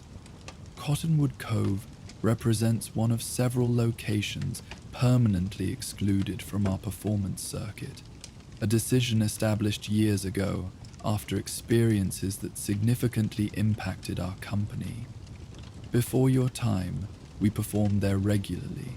Settlement had stable population, reasonable security, appreciative audience for our presentations." She paused briefly, memories clearly surfacing of events long past, yet still influencing present decisions. 9 years ago, we arrived for scheduled performance to find the settlement under new control. Legion forces had established presence, though we didn't immediately recognize the significance. Their commander requested private performance for his unit, separate from general settlement presentation. We discovered, too late, their intentions included more than musical appreciation. Maya's expression reflected immediate understanding, the reputation of Legion treatment toward women being widely known throughout the Mojave, despite their primary territory being east of the Colorado River. "What happened?" she asked quietly, clearly recognizing the sensitivity while appreciating the trust demonstrated by sharing this history. "We departed immediately upon recognizing the situation, abandoned planned performance despite financial loss. Several company members were injured during our withdrawal, though we escaped without more serious consequences that might have occurred with delayed response." Diana's tone remained measured, despite the clearly difficult recollection. "Since then, we maintain permanent exclusion zones around confirmed Legion territories or locations with reported Legion activity, regardless of potential audience or profit opportunities. Some principles remain non-negotiable, regardless of commercial considerations." This explanation provided both practical understanding of their route planning and deeper insight into company values that prioritized member security and ethical standards above purely commercial interests. Maya absorbed this information with thoughtful consideration rather than immediate response, demonstrating the reflective maturity that had prompted Diana's decision to share more complete operational history. "Thank you for explaining," she eventually replied. "Helps me understand both the practical routing and the values behind those decisions. Appreciate being trusted with the background rather than just given directions without context." Diana acknowledged this response with subtle approval, Maya's reaction confirming her assessment that the young performer had earned greater inclusion in company operations beyond her artistic contributions. Unlike many wasteland organizations that operated through rigid hierarchy and limited information sharing, Harmony's company maintained cohesion through appropriate transparency and collaborative understanding of their mission beyond merely financial success. Their conversation concluded as terrain changes required more attention to wagon navigation, both women returning to practical travel responsibilities without awkwardness, despite the serious topics addressed. This balanced integration of difficult realities with ongoing functional operations characterized the company's approach to wasteland challenges, acknowledging dangers without allowing them to dominate their fundamental artistic purpose or human connection. The journey continued through mid-morning as the sun climbed higher and temperatures gradually increased. Conversation became more sporadic as they conserved energy in the growing heat, focusing on practical movement and environmental awareness. Water was consumed at carefully regulated intervals, neither the excessive consumption that would deplete precious supplies, nor the dangerous restriction that might lead to dehydration in the punishing climate. As they navigated one particularly challenging section, where erosion had damaged the established path, Stefan suddenly raised his hand in their subtle signal indicating potential concern. "Movement ahead," he noted quietly, indicating a rocky outcropping approximately 300 meters distant. "Multiple figures, appears deliberate rather than animal." The caravan immediately adjusted to alert status without obvious external indicators that might telegraph their awareness, a practiced response developed through years of wasteland travel. Performers near wagons casually shifted positions to access defensive weapons stored within easy reach. Those walking modified their paths to utilize available cover while maintaining normal pace. Communication spread through subtle hand signals rather than voiced concerns that might carry across the open terrain. "I count 3 individuals," Stefan reported after careful observation through scavenged binoculars. "Positioned behind rock formation along our approach route. Appearance suggests ambush preparation rather than casual travelers. Basic weapon profiles visible, nothing indicating heavy armament from this distance." Diana processed this information with the measured evaluation that characterized her leadership approach, neither panicking at potential threat nor dismissing legitimate security concerns in favor of maintaining schedule. Her assessment considered not only immediate danger, but potential impacts on both company safety and their professional obligations to Novak settlement, where audience already anticipated their arrival. "Adjustment rather than withdrawal," she decided after brief deliberation. "Eastern approach adds approximately 1 hour to journey time, but avoids direct engagement zone. Stefan, preliminary assessment of eastern route security conditions. Clear sight lines. Minimal cover for potential hostiles. Recently traveled according to visible tracks observed during our ridge departure. Longer, but significantly safer given confirmed ambush positioning along primary route." This balanced response reflected the company's approach to wasteland dangers. Neither reckless confrontation nor complete abandonment of travel plans when alternatives existed. Unlike merchant caravans that might prioritize schedule adherence due to profit considerations, Harmony's company maintained flexibility that placed member safety above rigid itinerary adherence, while still fulfilling performance commitments through route adjustments rather than cancellations. The Caravan implemented their course change with subtle efficiency, wagons gradually altering direction in natural-appearing adjustment rather than obvious evasive maneuver that might trigger immediate pursuit if observed by the waiting group. Their new path took advantage of terrain features that provided partial visual screening while maintaining reasonable travel conditions for Brahmin-drawn wagons across the irregular landscape. "Maintain casual pace and formation," Diana directed, as they established their alternative route. "No indication they've detected our course adjustment yet. Distance increasing between our position and their apparent ambush location. Continue normal movement patterns while extending observation perimeter." This disciplined response demonstrated the company's experience with wasteland navigation, understanding that obvious defensive reactions often triggered pursuit from opportunistic predators, while measured adjustments frequently allowed complete avoidance of potential confrontation. Their unique appearance as performance troop rather than typical trade caravans sometimes created advantageous assumptions among wasteland predators. Expectations of easy targets occasionally allowing successful evasion through unexpected capability.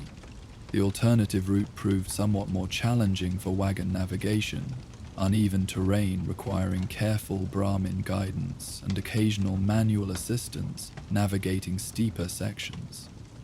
Company members adapted to these conditions without complaint, understanding that temporary inconvenience represented reasonable trade-off against potential combat engagement, regardless of their defensive capabilities.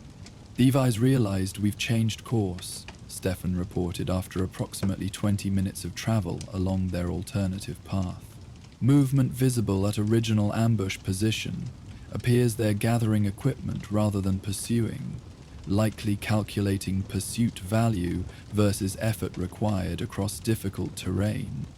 Diana acknowledged this update with quiet satisfaction, their response strategy achieving desired outcome through avoidance rather than confrontation. Unlike pride in combat victory that might characterize some wasteland travelers, the company measured success by performances completed without endangering members or audiences. Artistic mission preserved through practical security awareness rather than undermined by wasteland hazards. As they continued along their adjusted route, Diana used the experience as teaching opportunity for newer company members, another element of their operational approach that integrated practical education with ongoing travel responsibilities. Standard predator psychology applies to most wasteland ambush groups, she explained to Maya and two other relatively recent additions as they walked alongside wagons navigating particularly rocky sections. DMY evaluate prey opportunities based on effort-reward calculations, just like natural predators. Our adjustment increased their required effort while presenting uncertain reward outcome, tipping calculation toward abandonment rather than pursuit. This educational component represented another distinguishing feature of Harmony's operation: deliberate knowledge transfer ensuring operational continuity rather than concentrating critical understanding among few senior members. Unlike some wasteland groups that maintained power through information restriction, the company actively developed comprehensive capability throughout their membership, creating resilient organization rather than dependency structures vulnerable to individual loss. Their journey continued through midday, adjusted route eventually rejoining their planned approach to Novak as terrain features provided natural convergence paths toward the settlement. Despite the delay caused by their evasive adjustment, their arrival timing remained within acceptable parameters for scheduled performance. Demonstrating the intentional schedule flexibility Diana incorporated into their travel planning, specifically to accommodate such necessary adjustments without compromising professional commitment. As afternoon progressed, the distinctive silhouette of Novak's primary landmark appeared on the horizon, the preserved dinosaur statue. that had once advertised a pre-war attraction, now serving as settlement lookout post and navigational reference point for travelers. The settlement itself gradually emerged from heat haze distortion, a collection of modest structures centered around the preserved motel that formed community living quarters, surrounded by developing agricultural areas and basic defensive arrangements that indicated growing stability despite wasteland challenges. Approaching from eastern vector rather than southern, Diana noted to her lead performers as Novak's details became clearer. Adjust performance entrance accordingly. Will circle north of settlement before establishing standard setup configuration near the dinosaur base. Maintains our expected arrival presentation despite route adjustment. This attention to performance details even during approach demonstrated the company's professional standards. Understanding that audience experience began with initial sighting rather than formal show commencement. Unlike purely pragmatic caravans focused exclusively on arrival efficiency, Harmony's company recognized that their theatrical presence represented an essential component of their overall value proposition to settlements hosting their performances. As they drew closer to Novak, residents began noticing their approach. Several figures pausing in their work to observe the distinctive caravan configuration coming into view. Unlike the measured assessment that might greet merchant arrivals, the settlement's response to Harmony's approach carried visible enthusiasm. Children pointing excitedly as colorful wagons became recognizable, several adults moving toward the designated performance area in anticipation of their arrival. "We have audience gathering already," Elias observed with professional satisfaction. Word of our dawn performance must have spread through settlement this morning. Good attendance indicators for main presentation. Diana nodded agreement while maintaining focus on their approach choreography, the final wagon movements that would transform travel configuration into performance arrangement, representing a critical transition between journey and artistic presentation. Full arrival sequence once we reach primary position. Standard welcome music as we establish setup, followed by preliminary introductions while technical arrangement completes.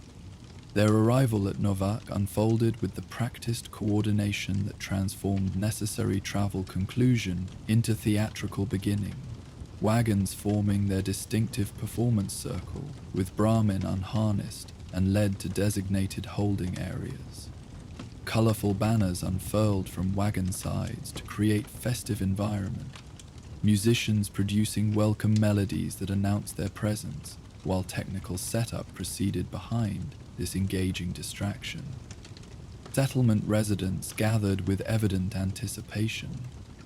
A diverse collection of wasteland survivors who had established relatively stable community despite challenging circumstances.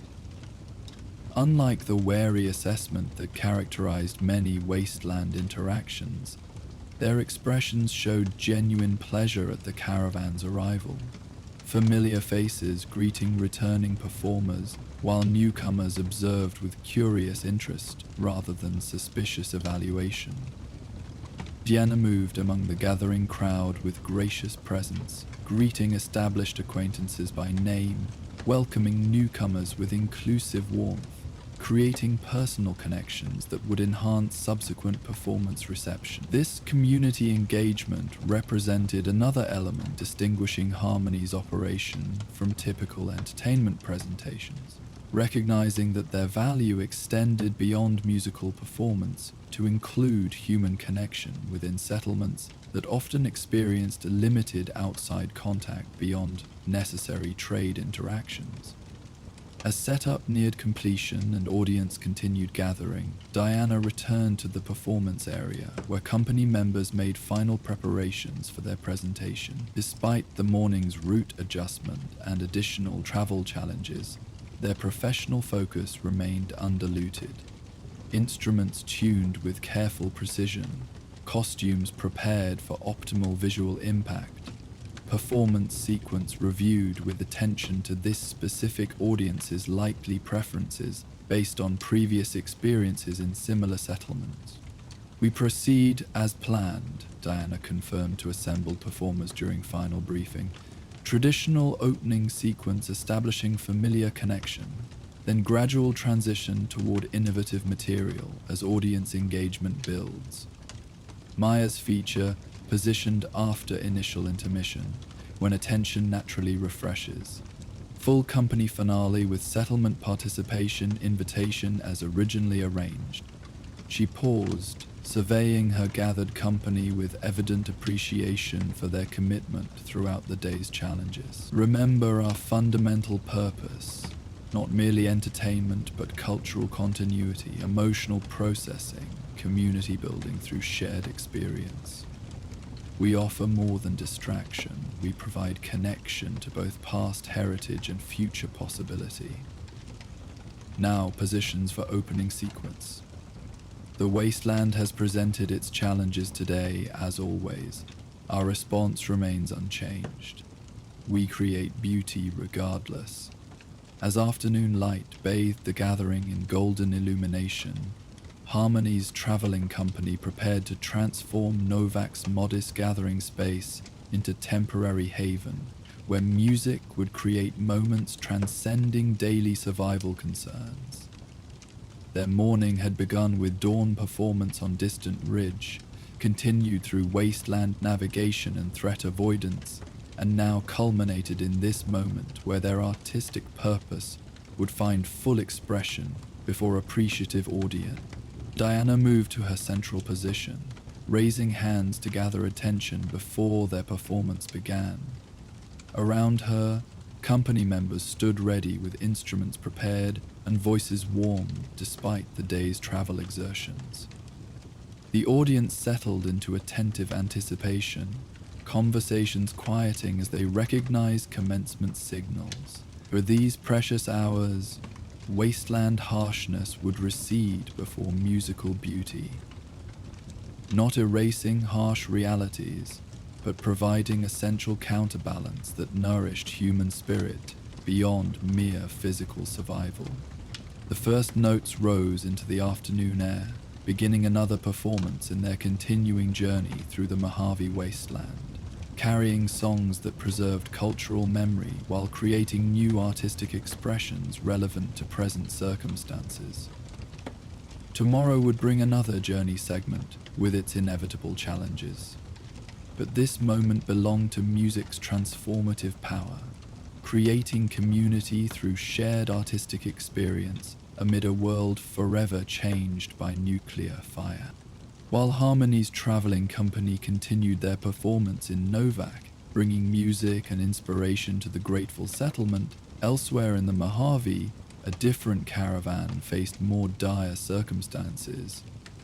A trading group found themselves stranded in unforgiving terrain, their wagon axles shattered beyond simple repair, as the caravan guard established defensive positions around their vulnerable companions, and a resourceful mechanic assessed the damage with grim determination. Our next tale beckons from this moment of wasteland crisis. Join us for The Broken Wagon.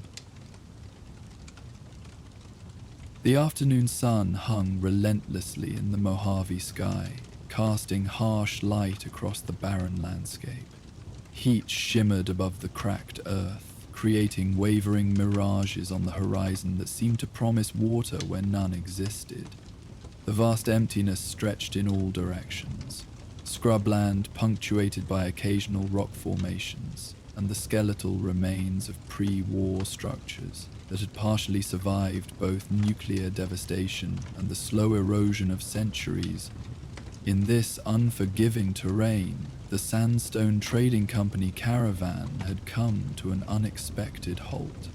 What should have been a routine journey between settlements had transformed into a precarious situation when their lead wagon suffered catastrophic axle failure while navigating a particularly rough section of the old highway.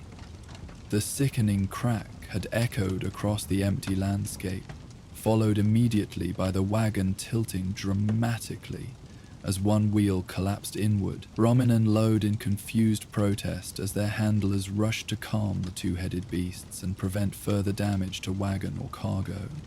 Now, several hours into their unplanned stop, the caravan had established something between an emergency camp and a repair station. The damaged wagon sat partially unloaded, its contents carefully arranged under makeshift shade coverings constructed from canvas tarps. Tools lay scattered around the broken axle where Mira Voss, the caravan's resident mechanic, worked with focused determination despite the punishing heat. Thomas Harding, the caravan master, surveyed their situation with the controlled concern of someone responsible for both people and valuable cargo.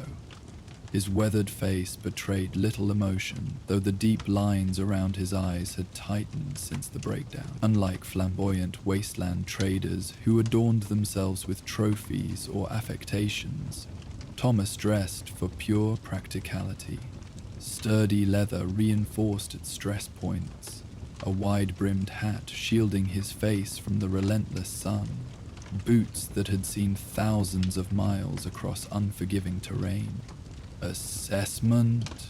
he inquired, crouching beside Mira as she continued her examination of the damaged axle. Mira wiped sweat from her brow with a forearm, leaving a streak of grease across her tanned skin. Unlike some mechanics who approached repairs with performative frustration, she worked with methodical calm, her movements efficient and purposeful as she evaluated the situation. Complete failure of the main support beam, metal fatigue combined with stress fracture from that rock impact we took back at Dry Gulch. Wouldn't have failed under normal conditions, but this stretch hasn't been maintained in years. She gestured toward the broken components with a wrench that had clearly seen decades of use. "Can't repair it properly out here. Needs workshop facilities, proper replacement parts. Best I can manage is temporary reinforcement that might get us to Wolfhorn Ranch if we distribute weight carefully and avoid anything rougher than what we've already traveled." Thomas absorbed this information with the measured consideration that had kept his caravan operational for 15 years, despite the Mojave's countless hazards. Unlike reactionary leaders who might demand immediate solutions regardless of practical limitations, he respected professional assessment from specialists within his team. "Timeline for temporary repairs?" he asked, already mentally calculating implications for their scheduled deliveries and the extended exposure in relatively unsecured territory. 4 hours minimum, Mira replied after brief consideration. "Need to fabricate bracing from our spare metal stock, then secure it well enough to withstand movement stresses. Cooling will be the main time factor. Can't properly set connections in this heat without risking additional stress fractures." She glanced at the sun's position.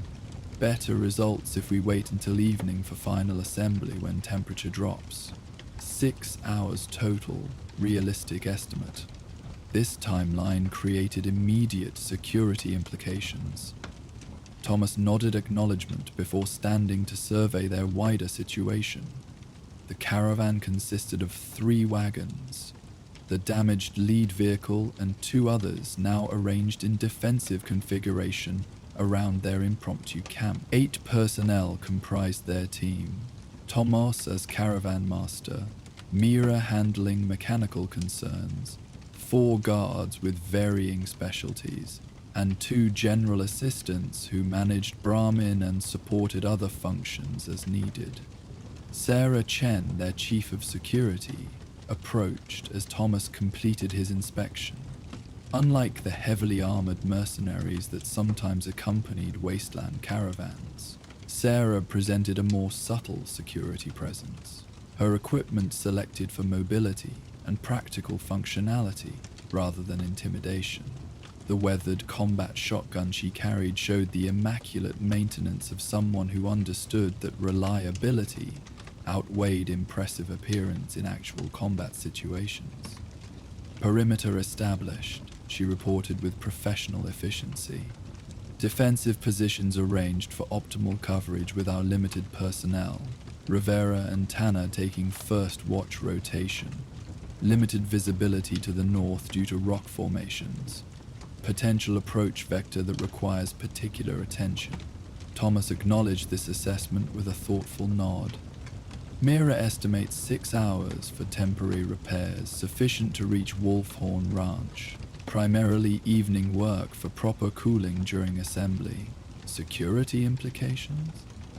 Sarah considered this with the careful evaluation characteristic of someone who had survived numerous wasteland emergencies through preparation rather than merely reaction. Manageable if nothing attracts attention. Standard wasteland predators shouldn't present significant threat with our current armament. Human hostiles more concerning. We're approximately 8 hours from scheduled check-in at our destination. Absence might trigger investigation from larger settlements if communication protocols are followed properly. This represented realistic assessment rather than excessive optimism or catastrophizing, exactly why Thomas valued Sarah's security perspective. The situation presented genuine concerns without constituting immediate crisis, assuming proper management. Unlike merchants, who might pressure their security personnel to minimize delays regardless of risk assessment, Thomas prioritized informed decision-making over schedule preservation when circumstances warranted. Standard defensive protocols with expanded perimeter awareness, he decided after brief consideration. Conserve ammunition unless directly threatened. Mira proceeds with repair preparations while we maintain security coverage. Rivera to construct signal fire materials for emergency communication if needed, but no ignition unless absolutely necessary. Smoke would draw attention we'd prefer to avoid. With this direction established, the Caravan team continued adapting to their unexpected situation, each member focusing on their specialized functions while maintaining the coordinated effort that defined successful wasteland operations. General Assistants Jensen and Rodriguez redistributed cargo from the damaged wagon, carefully balancing weight considerations with access needs for repair components. Guard personnel maintained vigilant observation from established positions while conserving energy in the punishing heat. Mira returned to her repair preparations with renewed focus, now working beneath a canvas shade erected specifically to make precise measurements possible despite the harsh sunlight. Her tools, a collection gathered from countless scavenging operations and carefully maintained through years of wasteland travel, were arranged in methodical order around her work area. Unlike the chaotic approach displayed by many self-proclaimed wasteland mechanics, her process reflected systematic procedure, developed through practical experience rather than haphazard improvisation. Thomas moved through their temporary camp, checking on each team member while maintaining the calm leadership presence that provided reassurance without denying legitimate concerns. His approach balanced practical problem solving with attention to psychological aspects of their situation, understanding that maintaining morale represented an essential component of successful crisis management rather than merely technical resolution. Water consumption remains on standard rationing, he reminded everyone during his rounds. We have sufficient supply for extended stay if necessary, but conservation remains appropriate. Shade rotation continues as established, 20 minutes exposure maximum before cooling period. Maintain normal hydration protocols despite limited activity. These basic survival reminders might have seemed unnecessary for experienced wasteland travelers, yet Thomas understood that stressful situations often led to overlooked fundamentals despite general knowledge.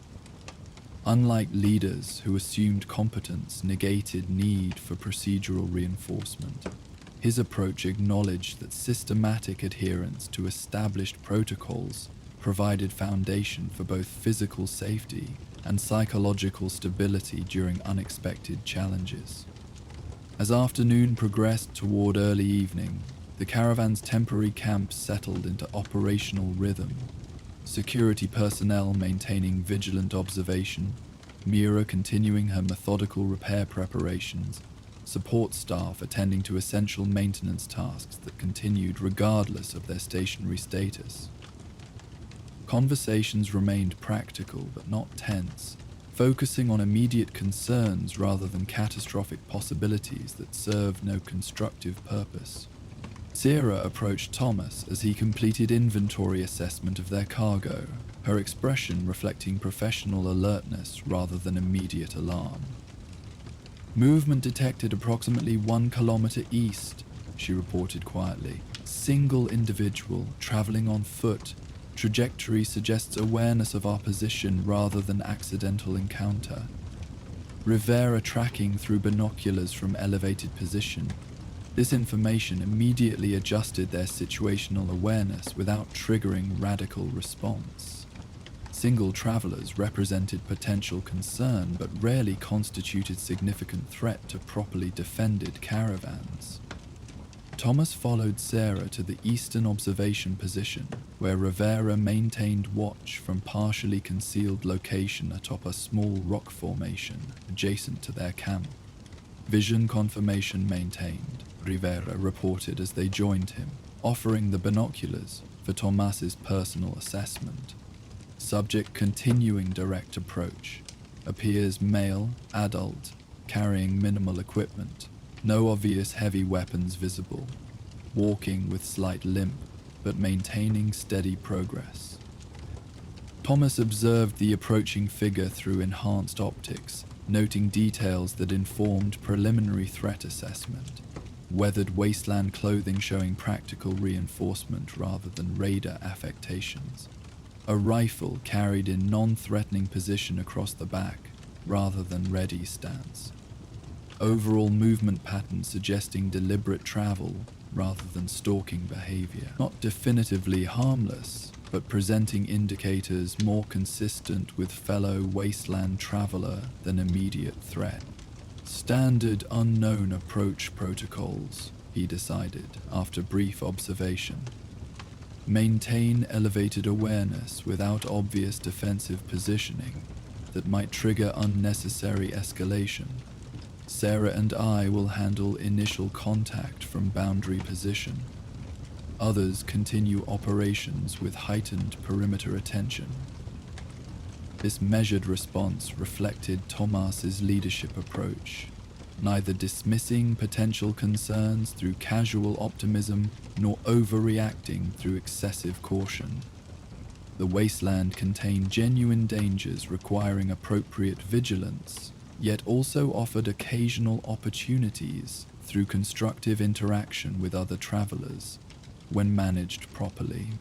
As the figure drew closer, Thomas and Sarah established position at their camp's eastern perimeter, visible enough for clear approach identification while maintaining sufficient defensive coverage if the situation developed negatively.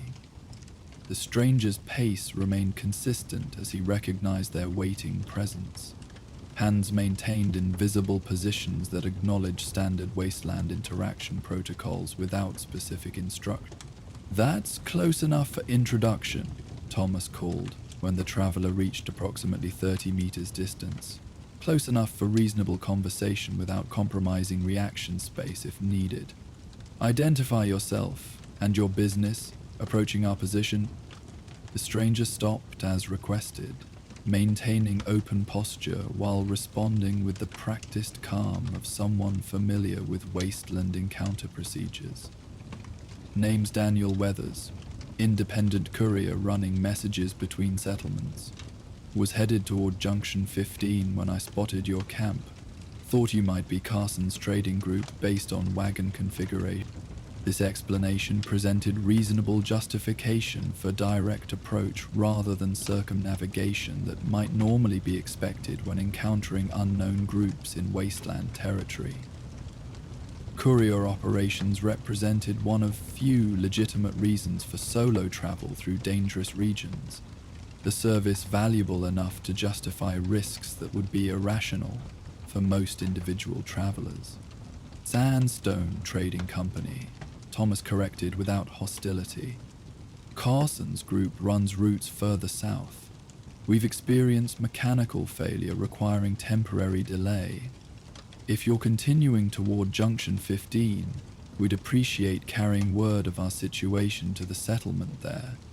Expected arrival delayed approximately 12 hours from original schedule.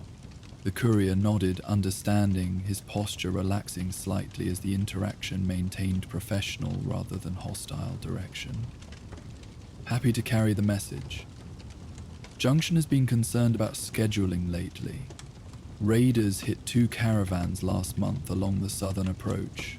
They've been sending patrols when expected arrivals don't check in on time. This information represented valuable intelligence beyond merely notification service, providing context about regional security conditions that might affect their situation. Thomas recognized the potential for mutually beneficial exchange, rather than merely transactional interaction.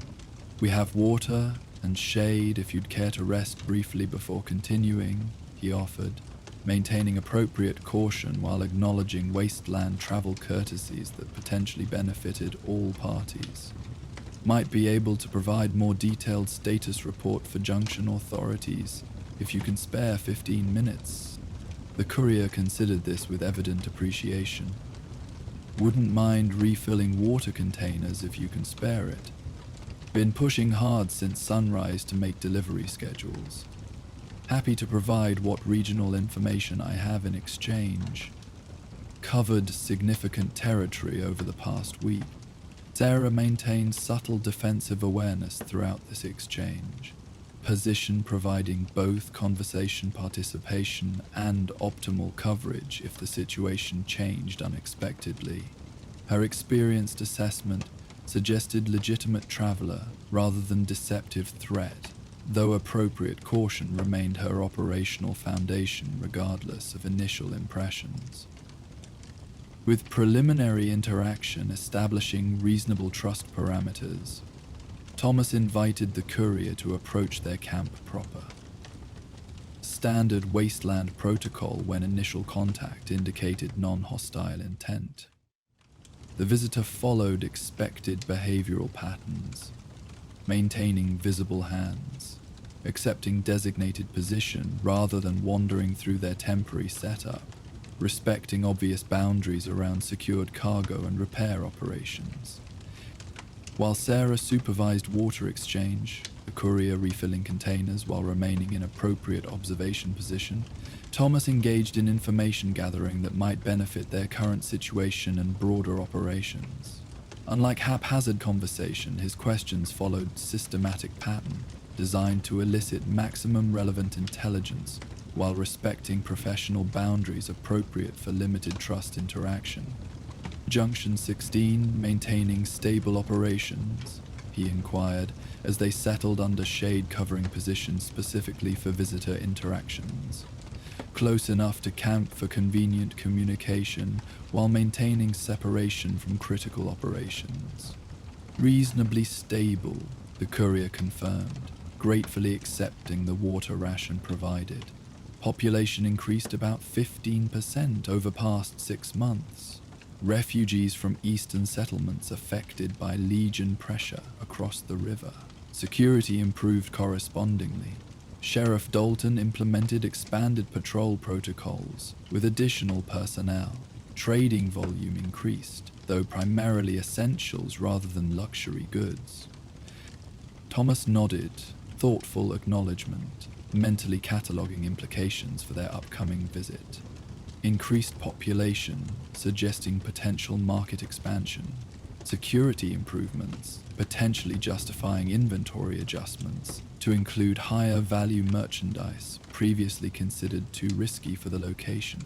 This practical intelligence gathering represented opportunistic advantage gained from their unfortunate breakdown, converting delay liability into potential operational asset. Their conversation continued with similar exchanges, Thomas providing appropriate caravan information that established legitimate trader credentials without revealing sensitive security details.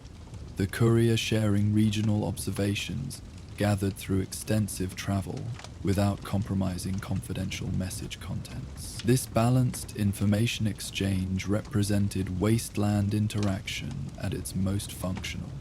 Mutual benefit through limited cooperation without naive trust that might create vulnerability. As their conversation concluded, the courier prepared to resume his journey with refreshed water supplies and confirmed message details for junction authorities. "They'll likely send patrol if you're not there by tomorrow morning," he noted as final practical information. "Standard procedure given recent radar activity. 2 rangers, usually well unwecked, approach from northwest following main road rather than cross-country." Thomas appreciated this specific detail, preventing potential misidentification of friendly security forces as threatening approach during their vulnerable repair operations. "We'll watch for them if our repairs take longer than anticipated. Safe travels and appreciated exchange." The courier departed with the efficient purposefulness characteristic of successful wasteland messengers. No wasted movement or unnecessary conversation once practical interaction had concluded. Thomas watched his departure briefly before returning to camp operations. Information exchange complete without security compromise or excessive resource. Sarah rejoined him as they moved back toward the central camp area. "Seemed legitimate," she offered, as professional assessment rather than casual observation. "Movement patterns consistent with long-distance traveler rather than local operative. Equipment showed appropriate wear patterns for claimed profession. Intelligence provided aligned with our existing regional understanding without suspicious anomalies." This security evaluation confirmed Thomas's own assessment, the encounter representing fortunate opportunity rather than disguised threat. Unlike paranoid wasteland groups that rejected all outside contact as inherently dangerous, Sandstone Trading maintained a nuanced approach to traveler interactions, recognizing both potential risks and benefits depending on specific circumstances and behavioral indicators. As evening approached, the camp transitioned to their adjusted operational schedule. Mira's repair preparations had progressed significantly during the courier interaction. Components fabricated from available materials, connection points prepared for assembly, bromine redistributed to accommodate weight-bearing changes once repairs were completed. The mechanic worked with focused determination that acknowledged their vulnerable situation without displaying counterproductive anxiety. "Ready for final assembly," she reported, as temperature began its gradual decline with the setting sun. "Cooling conditions becoming adequate for proper connection integrity. Need approximately 90 minutes for complete implementation, assuming no unforeseen complications." Thomas acknowledged this update with measured satisfaction, timeline matching earlier projections, suggesting professional accuracy rather than unrealistic promises. Unlike leaders who might pressure accelerated completion regardless of quality implications, he recognized that viable repairs required appropriate procedure rather than merely expedient assembly, particularly when Caravan's safety depended on structural integrity during subsequent travel. "Proceed according to proper technical requirements," he confirmed, respecting her expertise rather than imposing arbitrary schedule pressure. "Security configuration remains adequate for extended evening operations if necessary. Night travel becomes viable option once repairs confirm stability." This decision reflected practical assessment rather than rigid schedule adherence, their current position established with defensible perimeter and confirmed notification dispatched to their destination settlement. While extended exposure remained undesirable, proper repairs warranted appropriate time investment compared to risking catastrophic failure from hasty implementation that might strand them in less defensible territory. The camp's evening routine established methodical progression as repair operations continued. Security personnel transitioned to night observation protocols, enhanced visual equipment deployed, listening posts established to compensate for reduced visibility, communication signals adjusted for darkened conditions. General assistants prepared evening meal from practical provisions that required minimal preparation while providing necessary nutrition for continued operation. Thomas maintained circulation through various activity centers, checking security positions, confirming repair progress, ensuring basic needs remained addressed despite their unexpected circumstances. This active leadership presence provided both practical oversight and psychological reassurance, demonstrating engaged management without micromanaging specialized functions better handled by experienced team members. As genuine darkness settled across the Mojave, their camp took on almost ethereal quality. Portable lights creating islands of illumination amidst surrounding emptiness. Activity focused around these artificial suns, while darkness claimed everything beyond their modest radius. Stars emerged overhead in breathtaking profusion, one of the few aesthetic benefits of nuclear devastation being the absence of light pollution that had obscured celestial views in the world before. Mira's repair operation formed the most prominent illuminated zone, multiple light sources positioned to eliminate shadows across her work area as she conducted final assembly with meticulous attention to detail. Unlike the haphazard approach characteristic of self-taught wasteland mechanics, her movements reflected systematic procedure developed through proper technical training, supplemented by practical experience. "Connection point secure," she reported as assembly reached critical phase. "Primary support structure maintaining alignment during initial stress testing. Beginning secondary reinforcement implementation now that primary framework confirms stability." This technical commentary might have seemed excessive for observers without mechanical understanding, yet Thomas recognized the importance of systematic procedural confirmation rather than merely outcome reporting. Each verification stage represented essential quality validation that collectively ensured reliable repair results rather than merely superficial appearance of functional restoration.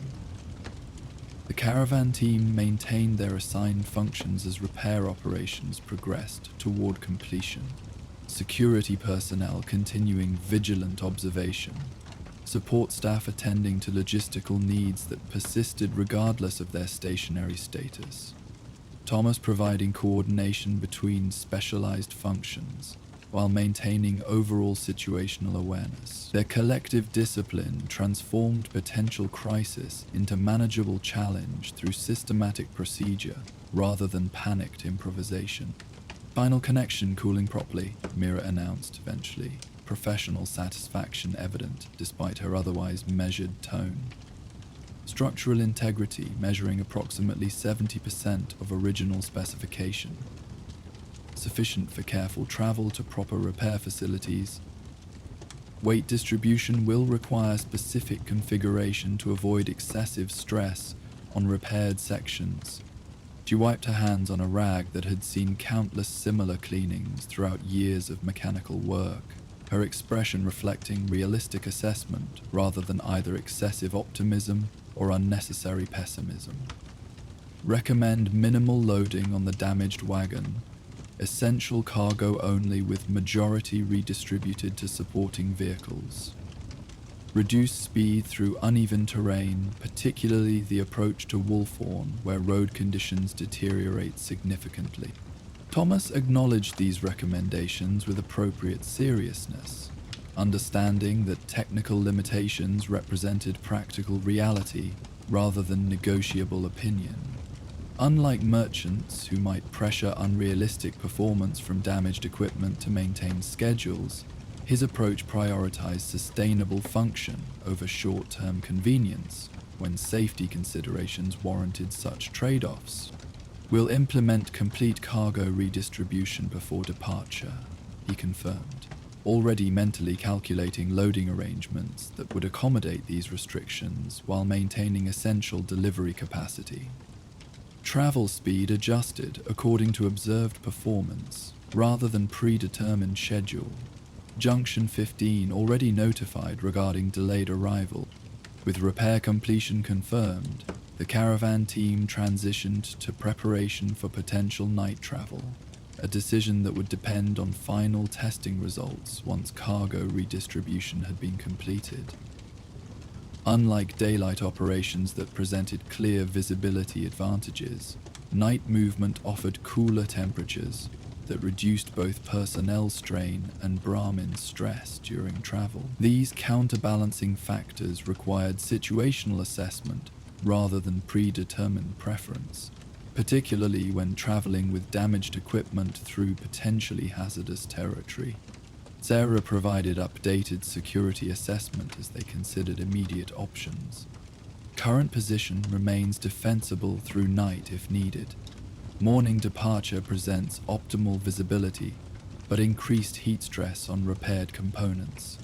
Immediate night departure leverages cooler temperatures, but introduces navigation challenges through unfamiliar sections, requiring course verification.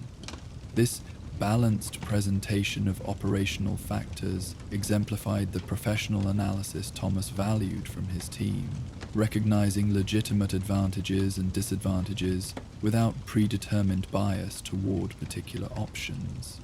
Unlike advisors who simply recommended their personal preference, Sarah provided comprehensive assessment that supported informed decision-making rather than merely delegating choice. "We'll proceed with cargo redistribution and conduct limited movement testing before final decision," Thomas determined after careful consideration. "If repair performance confirms stability under actual travel conditions, night movement becomes viable option given courier confirmation of our status reaching Junction 15. If any performance concerns emerge during testing, we'll maintain current position until morning light permits optimal observation during travel." This measured approach balanced competing considerations without arbitrary preference for either immediate movement or excessive caution. The decision framework established clear evaluation criteria while maintaining adaptability based on observed conditions rather than rigid, predetermined plans. Exactly the flexible, systematic thinking that had maintained Sandstone trading operations through countless wasteland challenges over 15 years. Cargo redistribution proceeded with methodical efficiency, each item evaluated for both weight impact and delivery priority, then assigned appropriate placement across their 3-wagon configuration.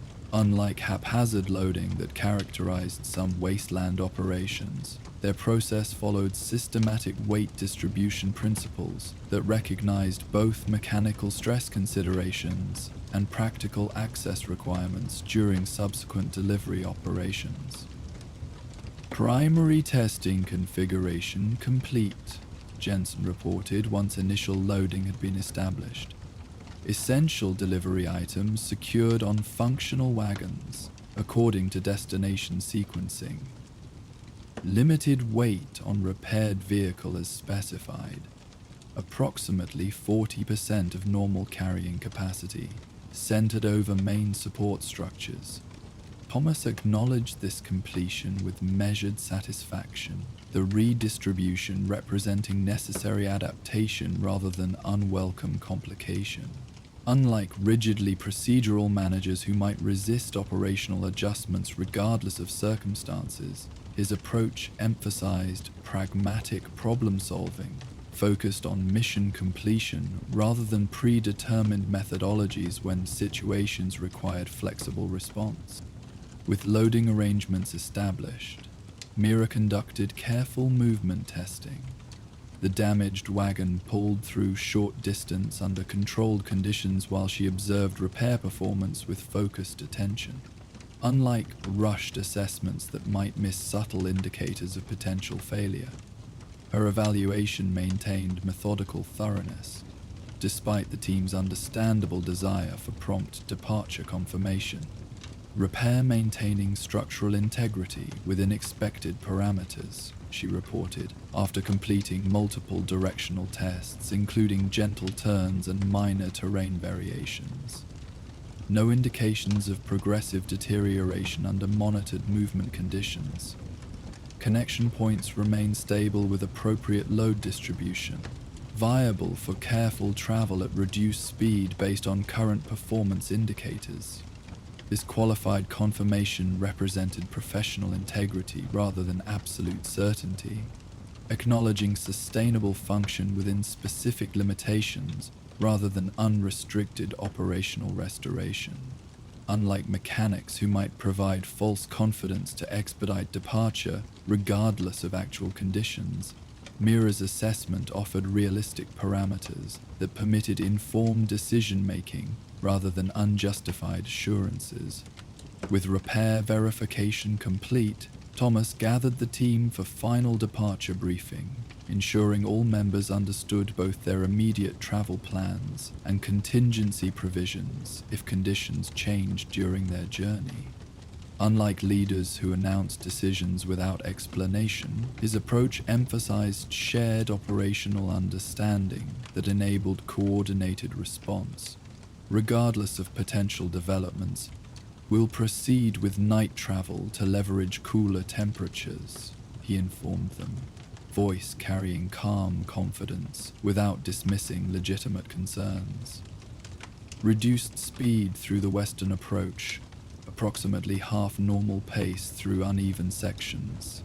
Standard caravan formation with modified security positioning to accommodate damaged wagon limitation. He continued with specific operational details.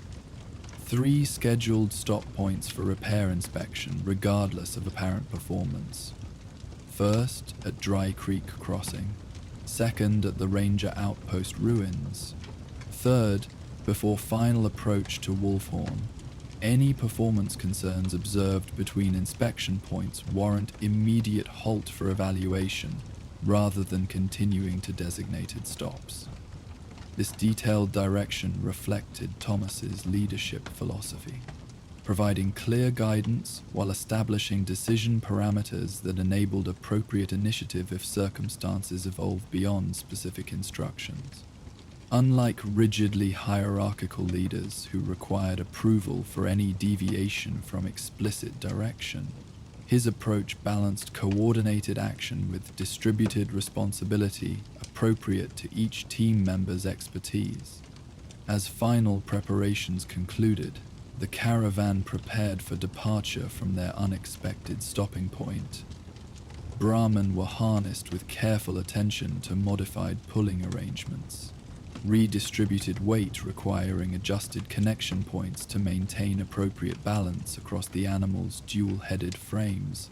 Security personnel established travel formation with particular attention to vulnerable sections created by their damaged wagon's limitations. Movement in 10 minutes, Thomas announced, completing his final inspection of their adjusted configuration. Standard communication protocols with additional attention to repair status signals. Maintain night travel discipline throughout. Minimal illumination, reduced conversation, heightened perimeter awareness. The caravan departed their temporary camp with careful coordination, wagons moving in sequence that accommodated the damaged vehicle's limitations, while maintaining defensive coherence appropriate for night travel through potentially hazardous territory. Unlike the hurried departure that might characterize less experienced operations anxious to resume travel regardless of proper procedure, their movement reflected disciplined prioritization of sustainable progress over merely expedited advancement. As they established traveling rhythm appropriate for their modified configuration, Thomas allowed himself momentary satisfaction regarding their situation resolution. Not premature celebration of journey completion, but professional acknowledgement of appropriate crisis management through coordinated team response. The breakdown had presented legitimate challenge without becoming catastrophic failure, precisely because their operation maintained both technical capability and procedural discipline necessary for effective adaptation. The Mojave night stretched around them as they continued their careful journey toward Wolfhorn Ranch. Stars overhead providing natural illumination supplemented by minimal artificial light necessary for safe passage through the darkened landscape. Their progress remained deliberately measured, prioritizing sustained advancement over potentially harmful acceleration that might compromise their temporary repairs before reaching proper maintenance facilities. Security personnel maintained vigilant observation despite the apparently empty terrain surrounding their route, experience having taught that wasteland threats often emerged most unexpectedly during seemingly routine travel segments. Their modified formation accommodated defensive requirements while respecting the mechanical limitations imposed by their damaged equipment, balancing protection needs with operational constraints through disciplined adaptation rather than compromising either consideration. Thomas maintained active leadership throughout their night journey, personally checking repair performance at each designated inspection point, confirming security assessments during potential vulnerability zones, ensuring both Brahmin and personnel maintained appropriate condition monitoring despite the unusual circumstances. His continued engagement demonstrated the hands-on management style that had earned respect throughout their operation. Leadership through participation rather than merely distant direction. The night journey continued without additional complications, their careful travel pace preventing further damage while still making meaningful progress toward their destination. The modified cargo distribution functioned as intended, maintaining appropriate weight balance across their wagon configuration while preserving essential delivery capabilities despite reduced capacity. Their adjusted security formation provided necessary protection without imposing movement patterns that might stress their temporary repairs beyond sustainable limits. As pre-dawn light began softening the eastern horizon, the first subtle indication of approaching morning, the silhouette of Wolfhorn Ranch became visible in the distance. The small settlement represented not final destination, but critical waypoint, where proper repair facilities would enable more substantial restoration, before continuing toward Junction 15 with fully functional equipment. This approaching milestone validated their night travel decision, reaching appropriate maintenance capability before attempting the more challenging terrain that lay beyond this intermediate location. Thomas allowed himself modest satisfaction as the settlement grew gradually clearer against the lightening sky.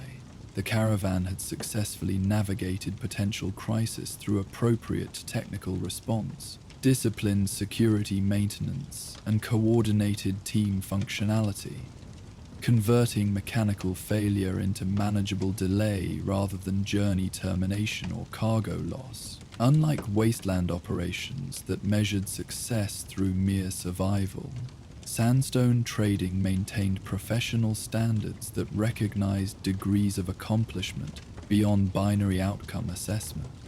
The approaching settlement represented not merely repair opportunity, but validation of operational philosophy that prioritized systematic procedure over reactive improvisation when facing unexpected challenges. Their damaged wagon would receive proper restoration, cargo would proceed toward intended destinations with minimal delivery disruption, and team members would incorporate experience into collective knowledge base that strengthened future operations rather than merely celebrating crisis survival.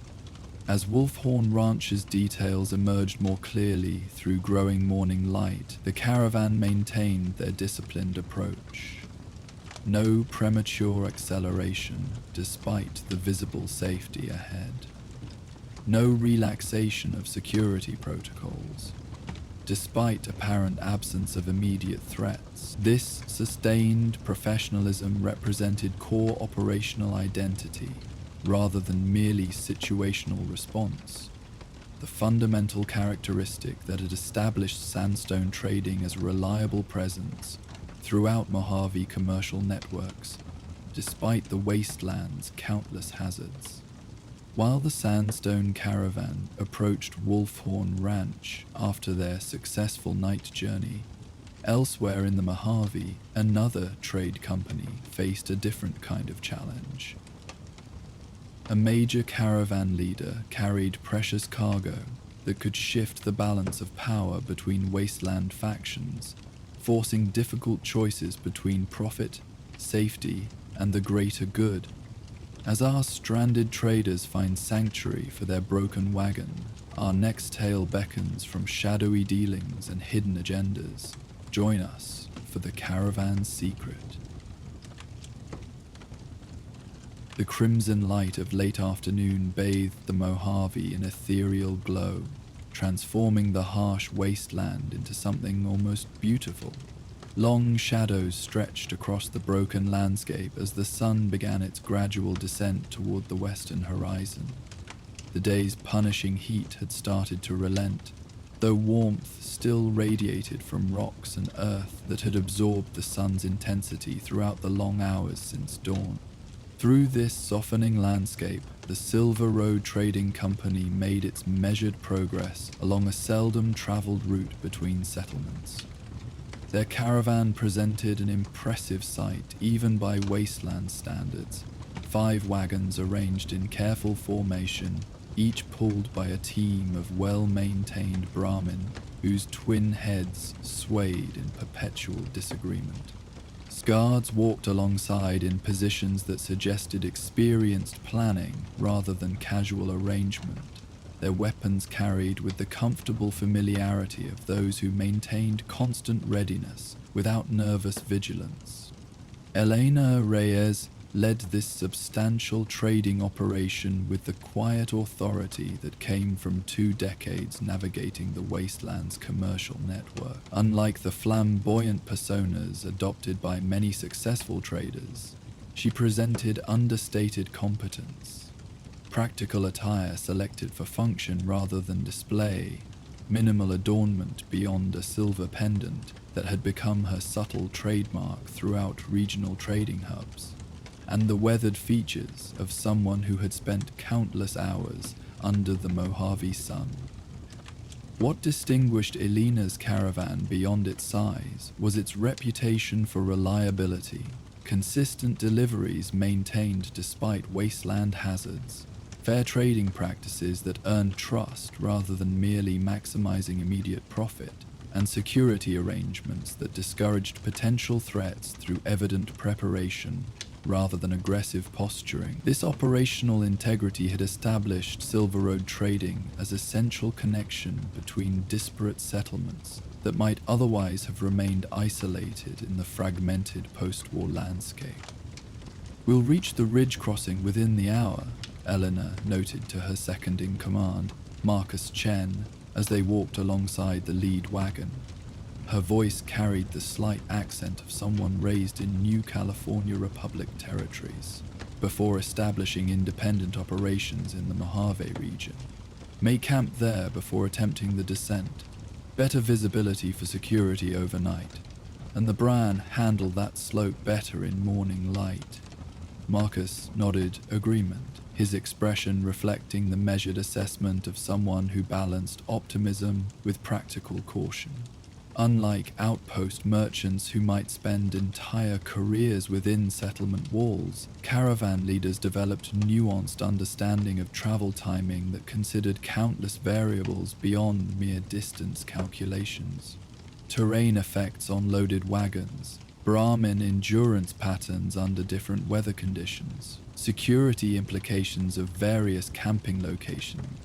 "Aerial reconnaissance confirmed approximately 2 hours ago," he reported, referencing the vertibird flyover that represented one of Silver Road's operational advantages. Contractual arrangement with NCR that provided occasional surveillance in exchange for priority cargo space when available. Bridge appears clear, no indication of recent encampments or significant wildlife activity. Descent path shows moderate erosion since our last passage, but remains navigable with appropriate Brahman management. This intelligence exchange exemplified their operational approach. Detailed information assessments supporting systematic planning rather than reactive adjustment to developing circumstances. Unlike smaller caravans that might progress through hope and improvisation, Silver Road maintained structured protocols that anticipated potential challenges before they emerged as actual problems, requiring emergency response. What remained unspoken during this exchange was the uncharacteristic tension that had accompanied their journey since departing New Vegas 3 days earlier. Though operations continued with typical efficiency, subtle indicators revealed heightened awareness among senior personnel. More frequent security sweeps than standard protocols required. Communication maintained through abbreviated code phrases rather than normal terminology. Cargo inspection conducted personally by Elena rather than delegated to appropriate specialists. The source of this tension rested secure within a reinforced compartment built into the third wagon's frame. A container whose contents were known only to Elena and 3 trusted lieutenants within her organization. The caravan transported valuable merchandise as standard business practice, yet this particular cargo represented something beyond conventional commercial considerations, something that had prompted Eleanor to modify their route away from established paths, despite the additional travel time such adjustment required. Kimball's scouts reported Legion movement along the southern passage, she mentioned to Marcus, voice lowered though no other personnel walked within casual hearing distance. This information sharing represented calculated decision rather than casual conversation, Marcus's role requiring appropriate awareness while maintaining information compartmentalization that protected operational security.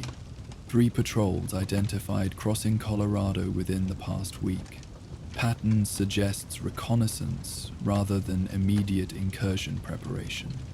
Marcus processed this intelligence with the professional focus of someone who understood its implications beyond merely tactical considerations. Consistent with reported activity near Nelson, they're testing boundary enforcement without committing significant resources. Gathering intelligence rather than establishing immediate presence. This assessment reflected their shared understanding of regional political dynamics, the delicate balance between New California Republic and Caesar's Legion, with numerous smaller factions maintaining varying degrees of independence within contested territories. Unlike merchants concerned solely with immediate commercial transactions, caravan leaders operating at Alina's level necessarily incorporated broader situational awareness into their operational planning. What remained unspoken was the connection between these developments and their current cargo, information restricted beyond even Marcus's senior position within their organization. The caravan continued its steady progress as afternoon transitioned gradually toward evening. Disciplined routine maintained despite the underlying circumstances that had modified their standard operational parameters. Guards rotated positions according to established protocols. Brahmin received appropriate attention from handlers monitoring their condition throughout the journey, and cargo remained secure within carefully maintained wagons. As they approached the ridge Elena had identified for their night camp, the landscape offered more varied terrain than the relatively flat expanse they had traversed for most of the afternoon.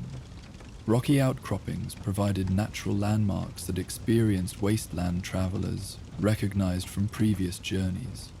while scattered vegetation, hardy plants that had adapted to thrive in post-nuclear conditions, created subtle color variations against the predominantly earth-toned background.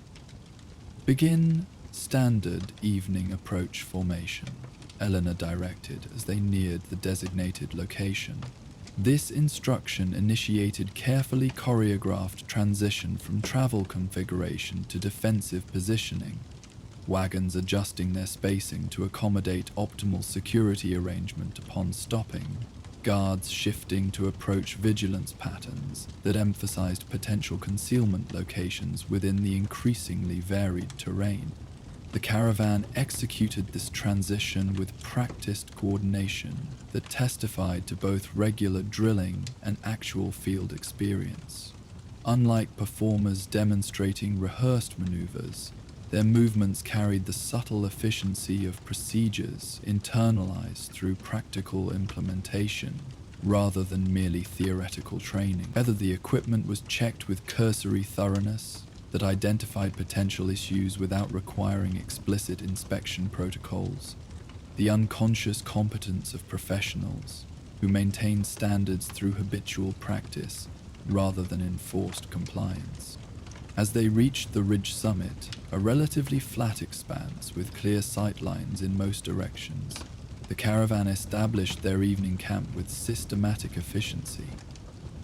Wagons formed a defensive circle with precisely calculated spacing that balanced protection with functional access requirements.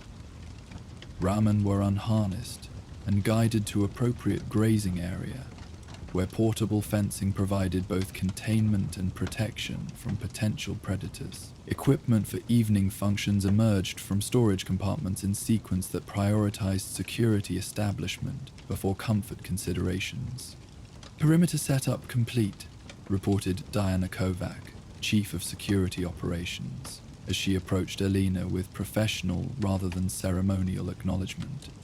Unlike mercenary leaders who often adopted intimidating personas to establish authority, Diana presented practical competence through measured communication and systematic approach rather than aggressive posturing. The weathered combat shotgun she carried showed the immaculate maintenance of someone who understood that reliability outweighed impressive appearance in actual combat situations. "Standard watch rotation with elevated attention to the southwestern approach," she continued, referencing the direction from which Legion scouts had been reported, without explicitly mentioning sensitive intelligence. 3-person teams rather than standard pairs, overlapping fields of observation established with particular emphasis on potential concealment locations within range of camp perimeter. Elena acknowledged this security implementation with appropriate seriousness, neither dismissing legitimate caution nor encouraging excessive vigilance that might exhaust personnel resources before actual need developed. Unlike reactive leadership that oscillated between complacency and overreaction, her approach maintained balanced readiness that could sustain through extended operations rather than merely responding to immediate threat perceptions. As evening operations established their functional rhythm, Elena conducted her standard inspection circuit through the camp, checking security positions, confirming cargo integrity, ensuring appropriate rest rotation implementation for personnel requiring sustained alertness throughout their journey. This active leadership presence provided both practical oversight and psychological reassurance, demonstrating engaged management without micromanaging, specialized functions better handled by experienced team members. The inspection concluded at the third wagon, where Michael Tamara, cargo specialist and one of 3 personnel with knowledge of their special cargo, conducted systematic inventory verification while maintaining casual appearance to outside observation. Unlike the obvious security that might draw undesired attention to particularly valuable merchandise, Silver Road's approach emphasized normalized procedures that concealed special handling within standard operations, protection through absence of distinctive treatment rather than conspicuous precautions that advertise significance. Allez, Secure, he confirmed as Elena approached, the phrase carrying specific meaning beyond its apparent simplicity. Standard evening protocols implemented with appropriate modifications. Interior temperature maintaining optimal range despite ambient fluctuations. This deliberately mundane report conveyed essential information without revealing the cargo's nature to potential observers, confirming that the specialized containment system maintained appropriate preservation conditions while security measures remained properly implemented. Unlike dramatic presentations that might satisfy psychological needs for reassurance, their communication reflected professional focus on functional verification rather than emotional comfort. With essential operational elements confirmed, Elena returned to the command tent established near the camp's center, a modest structure that provided planning space and limited weather protection, rather than luxurious accommodation that might create inappropriate separation between leadership and field personnel. Marcus awaited her arrival with evening reports prepared, standard documentation that maintained operational continuity through systematic information management rather than relying on memory or verbal transmission alone. Supply consumption remains within projected parameters, he noted as they reviewed current status. Water reserves at 84% capacity, despite temperature exceeding typical seasonal range. Ammunition expenditure limited to standard training allocation, with combat reserves maintained at full capacity. Medical supplies unchanged from departure inventory. These logistical details might have seemed excessively specific given their apparently routine journey, yet such systematic monitoring represented fundamental operational discipline that distinguished professional caravan operations from amateur trading expeditions. Resource management provided foundation for strategic flexibility, maintaining capacity for unexpected contingencies rather than discovering critical shortages during emergency situations when alternatives might prove unavailable. As twilight deepened toward true night, the camp transitioned to evening configuration. Minimal lighting established in patterns that provided necessary function, without creating obvious target indicators, visible across significant distances. Cooking operations concluded with efficient cleanup that prevented food scents from attracting wasteland predators. Personnel not assigned immediate duties settled into rest rotations that would ensure sustained alertness throughout their multi-day journey, rather than exhausting everyone simultaneously through poor schedule management. Elena completed her administrative responsibilities before seeking brief rest, reviewing inventory records, updating the operational journal with relevant observations, planning route adjustments based on intelligence gathered from passing travelers and their own direct observation. These practical tasks supported their broader mission, ensuring logistical foundation remained properly maintained despite the unusual circumstances surrounding their current journey. As she finished these duties, a subtle signal from Diana indicated security matter requiring attention. Nothing requiring immediate alarm, but warranting leadership awareness before potential developments, Eleanor acknowledged with equally subtle response. Completing her current task before moving toward the perimeter observation post, where Diana awaited, with appropriate patience, rather than anxious insistence that might create unnecessary concern among nearby personnel. Movement detected approximately 1 kilometer southwest, Deanna reported, once they had established position, providing both conversation privacy and visibility toward the indicated direction. 2 individuals traveling on foot, trajectory suggesting deliberate approach rather than coincidental intersection. Movement pattern indicates experienced wasteland travelers rather than typical raiders. Maintaining consistent pace with appropriate terrain utilization rather than erratic advancement or obvious concealment attempts. Eleanor considered this information with measured assessment, neither dismissing potential threat nor assuming hostile intent without supporting evidence. Unlike binary threat evaluation that categorized all approaches as either harmless or immediately dangerous, her experience had developed nuanced understanding that recognized the complex spectrum between these extremes, particularly in territories where legitimate travelers, potential allies, and genuine threats all utilize the same limited route options. Maintain standard observation without elevated alert indicators, she decided after brief consideration. Prepare secondary defense positions, but without obvious deployment that might trigger unnecessary escalation if their approach represents legitimate travel rather than hostile intent. I'll handle initial contact from primary position once they reach appropriate distance for communication. This balanced response reflected Elena's leadership approach.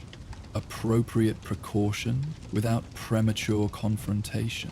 Defensive preparation without provocative deployment. Personal engagement rather than delegated interaction, when initial contact might determine subsequent relationship development. Unlike leaders who either avoided potential risk entirely or responded with immediate aggression regardless of actual threat assessment, her approach recognized that wasteland operations required nuanced judgment rather than simplistic reaction pattern. As darkness settled more fully across the Mojave, the camp maintained its disciplined operation, security personnel continuing vigilant observation, support staff attending to essential maintenance tasks, leadership maintaining appropriate awareness without creating anxiety through excessive visible concern. The approaching travelers remained under consistent monitoring, their progress tracked through enhanced optics that provided detailed assessment without requiring illumination that might reveal observation positions. Visual identification confirmed, Diana updated as the figures drew closer to their position. 2 males, adults, equipment consistent with NCR Ranger operations though without official uniform components.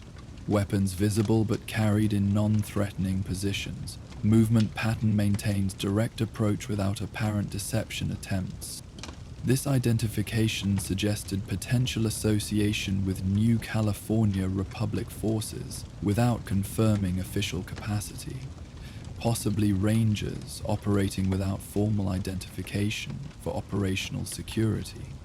Former military personnel now working independently, or individuals deliberately presenting similar appearance without actual affiliation. Such ambiguity represented common challenge in wasteland intelligence assessment, apparent indicators providing useful information without guaranteeing accurate identification. As the travelers reached appropriate distance for initial communication, close enough for reasonable conversation without compromising defensive reaction space, Elena moved to designated interaction position, where visibility provided clear approach identification while maintaining sufficient coverage for security requirements. Diana established secondary position, with overlapping fields of fire that remained non-obvious to casual observation, while providing immediate response capability if needed. "That's far enough for introduction," Elena called when the visitors reached approximately 40 meters from their perimeter. "Identify yourselves and your business approaching our camp." The travelers stopped as requested, maintaining open posture that acknowledged standard wasteland interaction protocols without requiring specific instruction. The apparent leader responded with the measured calm of someone familiar with such encounters. "Thomas Harding, independent contractor currently handling correspondence for NCR Administrative Division. My associate is Christopher Reeves, providing security for official communication transit. We recognized your caravan configuration from distance. Silver Road Trading has distinctive wagon arrangement. This explanation presented reasonable justification for direct approach rather than circumnavigation that might normally be expected when encountering established camps after dark. Courier operations, particularly those carrying official communications, represented legitimate reason for deliberate contact rather than mutual avoidance that characterized many wasteland encounters between unaffiliated groups. Elena maintained professional composure that revealed neither suspicion nor immediate acceptance of their stated identity. Silver Road Trading Company, yes, currently stopped for standard overnight rest before continuing toward western settlements tomorrow. If you're carrying communications requiring delivery, we maintain regular routes through most major outposts. This response provided basic confirmation without revealing specific destination or timeline details that might compromise operational security. Unlike overly guarded interactions that immediately suggested valuable cargo or sensitive operations through excessive secrecy, Elena's approach presented normal commercial engagement that neither invited nor discouraged further interaction based on their response. "Appreciate the offer," Thomas replied with apparently genuine professional courtesy. "Our current communications are designated for specific recipient acknowledgement rather than general delivery service.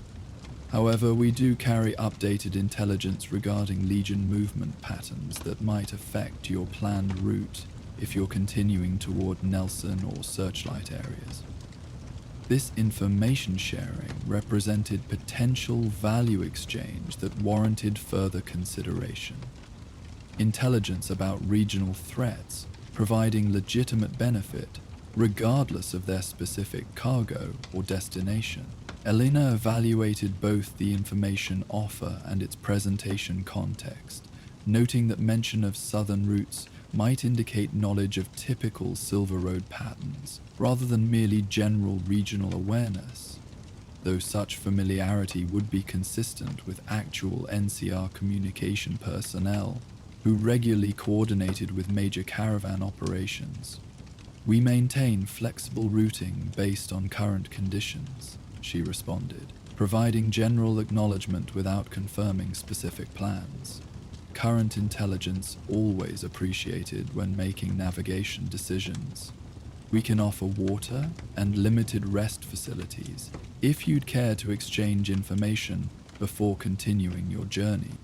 This measured invitation balanced security caution with practical opportunity, establishing controlled interaction that might provide valuable intelligence while maintaining appropriate boundaries until their identity and intentions could be better evaluated. Unlike binary approaches that either rejected all contact or naively welcomed any apparent allies, Elena's response created structured engagement opportunity, with defined limitations appropriate for initial interaction with unconfirmed contacts. Thomas nodded acceptance with professional rather than excessive appreciation. "Water would be welcome. Been pushing hard since morning to maintain schedule requirements. Happy to share what regional information we have in exchange. Been covering significant territory between Forlorn Hope and Western outposts over the past week, with preliminary interaction establishing reasonable trust parameters. Elena authorized controlled approach to designated visitor position. Standard protocol when initial contact indicated non-hostile intent, without confirming complete identity verification.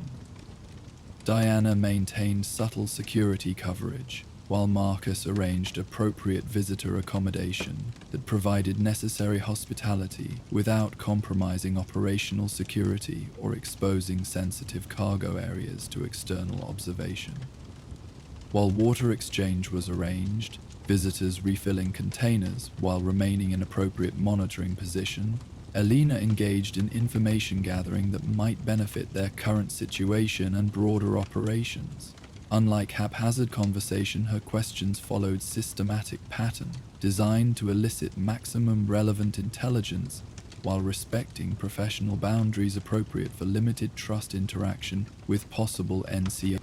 Legion activity has increased noticeably along the Colorado within the past 10 days. Thomas explained in response to her careful inquiry. 3 separate crossing points identified between Cottonwood Cove and the dam, though primarily small reconnaissance units rather than significant force movement. NCR Rangers intercepted 2 groups, but evidence suggests at least 3 additional teams operating undetected within territory previously considered secure. This intelligence aligned with Elena's existing information while providing additional detail regarding specific infiltration locations and potential underestimation of total hostile presence. Such validation from apparently independent source increased confidence in their route adjustment decisions, while suggesting additional caution might be warranted, depending on their visitors' assessment of areas not covered by Elena's previous intelligence sources. Their pattern suggests information gathering rather than immediate offensive preparation, Christopher added, speaking for the first time since their arrival. His voice carried the measured assessment of someone with military experience, rather than merely repeating heard information. Particular interest in communication infrastructure and supply lines, rather than tactical positions. Rangers believe they're mapping logistical vulnerabilities, rather than preparing direct engagement at this stage.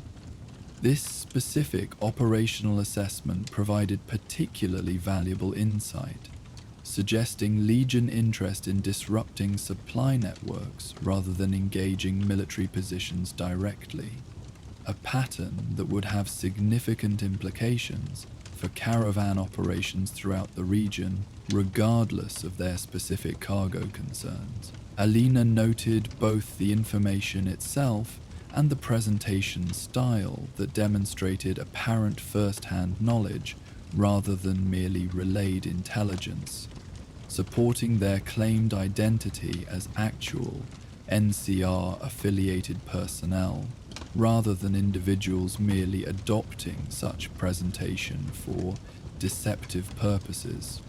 Their information exchange continued with similar balanced sharing, Alina providing appropriate Caravan observations that established legitimate trader credentials without revealing sensitive operational details, while the visitors shared regional intelligence that demonstrated both broad territorial coverage and specific security awareness without compromising apparent confidential communications they carried. This mutual information exchange represented Wasteland interaction at its most functional, providing genuine value to both parties while maintaining appropriate operational boundaries consistent with their respective responsibility.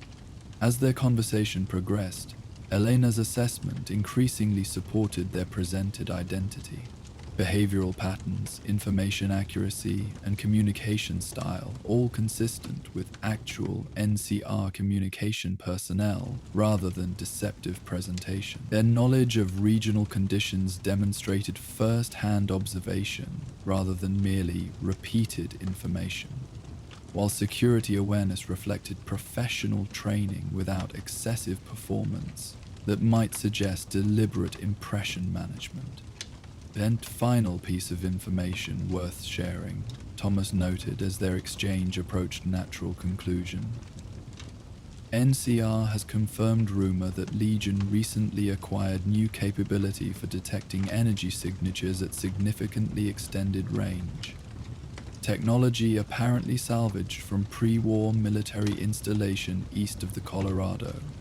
Particular concern for any operations involving sensitive electronic equipment or advanced technology component. This specific intelligence created immediate but carefully concealed concern for Eleanor. Their special cargo specifically involving technological components that might be vulnerable to such detection. Capability depending on its actual functionality rather than merely rumored capacity. While maintaining outward composure that revealed nothing of this internal assessment, she formulated appropriate follow-up question without demonstrating particular interest that might reveal cargo significance. Any confirmation regarding actual capability versus exaggerated reports? She inquired. with casual professional interest appropriate for general caravan security rather than specific cargo concern. Wasteland rumors often transform salvaged equipment into capabilities beyond realistic function through repeated retelling. Thomas acknowledged this reasonable skepticism with an understanding nod. Limited verification from ranger teams who encountered detection capability directly. Effective range appears approximately 2 kilometers under optimal conditions, significantly less with terrain interference or environmental radiation background.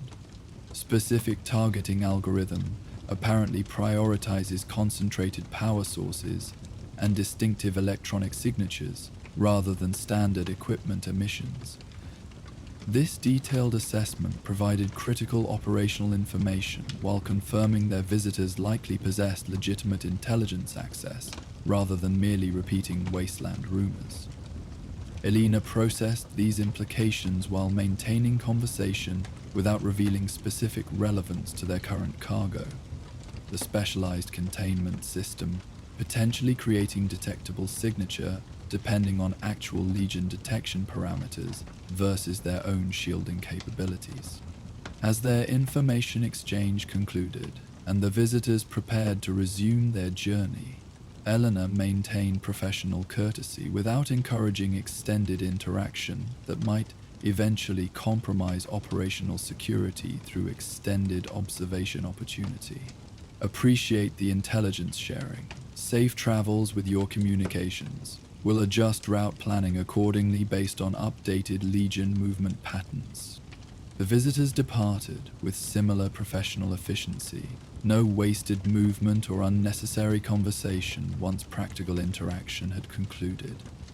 Eleanor watched their departure briefly before returning to camp operations, waiting until reasonable distance had been established before immediately seeking Michael at the cargo wagon for urgent consultation regarding potential detection vulnerability. New intelligence suggests Legion capability for detecting energy signatures at extended range. She informed him without preamble once they had established position, providing conversation privacy. Approximately 2-kilometer effective detection radius under optimal conditions. Requires immediate assessment of our containment shielding effectiveness under these parameters. Michael processed this information with the focused concentration of technical specialist rather than generalized concern, immediately accessing mental reference framework for their specialized equipment capabilities versus potential detection parameters. Our containment system implements triple-layer electromagnetic shielding specifically designed to prevent signature emission. Primary vulnerability would be power cycling during thermal regulation sequences. Creates momentary detection window approximately every 4 hours during standard operation. This assessment provided both concern confirmation and specific vulnerability identification. Periodic rather than continuous detection risk suggesting modified operational approach rather than complete route abandonment would provide sufficient security if properly implemented. Unlike panic response that might prompt excessive reaction without technical validation, Michael's evaluation offered specific parameters that enabled informed decision-making regarding appropriate adjustments. Can we modify cycling sequence to reduce signature emission? Elena inquired, focusing on practical solution development rather than merely problem identification. Michael considered this with technical evaluation rather than immediately positive or negative response. Manual override possible, extending cycle intervals to 8 hours instead of 4. Creates higher internal temperature variation but remains within safe operating parameters for cargo preservation. Requires monitoring technician present during each cycle rather than automated operation. Substantially reduces detection vulnerability window without compromising containment integrity. This solution represented exactly the balanced approach that distinguished professional operations. Technical modification addressing specific vulnerability without creating secondary complications through excessive adjustment. Practical implementation requirements identified alongside capability confirmation and maintenance of essential function while reducing security exposure through targeted rather than generalized response. Elena made her decision with characteristic efficiency once technical parameters had been properly established. Implement extended cycle protocol immediately. Establish monitoring rotation between yourself, Marcus, and myself to ensure continuous qualified supervision during manual operations. Maintain standard appearance during implementation. No visible indicators of special procedures that might attract attention from observation. With this direction established, Silver Road Trading adjusted their operations with subtle efficiency that revealed nothing to casual observation, while implementing significant security enhancement regarding their special cargo. The apparent visitors had provided valuable intelligence, whether their actual identity matched their presented credentials or not. Legitimate NCR communication personnel would naturally share such information with major caravan operations, whose routes intersected potential threat zones, while potential Legion scouts conducting reconnaissance under false presentation had inadvertently revealed detection capabilities that enabled appropriate countermeasures before actual vulnerability exploitation. As night settled more fully across the Mojave, the camp maintained its disciplined routine with only subtle adjustments reflecting their modified containment protocols. Security personnel continued standard observation patterns with appropriately heightened awareness, following confirmed intelligence about regional Legion activity. Support staff attended to regular evening functions without visible indications of special circumstances requiring unusual attention. Leadership maintained calm presence that provided stability without suggesting either complacency or excessive concern. Elena completed her scheduled inspection circuit before taking position for first monitoring shift at the specialized cargo wagon. Her presence there presented as standard inventory verification rather than specific technical oversight, maintaining appearance normalcy while implementing critical security enhancement. The containment unit hummed with barely perceptible vibration as environmental systems maintained precise conditions required for their special cargo. Technology salvaged from pre-war research facility that could potentially shift regional power balance depending on which faction ultimately controlled its capabilities. The ethical complexity of their current mission remained present in Eleanor's thoughts as she monitored the specialized equipment, balancing commercial opportunity against broader implications for regional stability represented challenging calculation beyond mere profit consideration.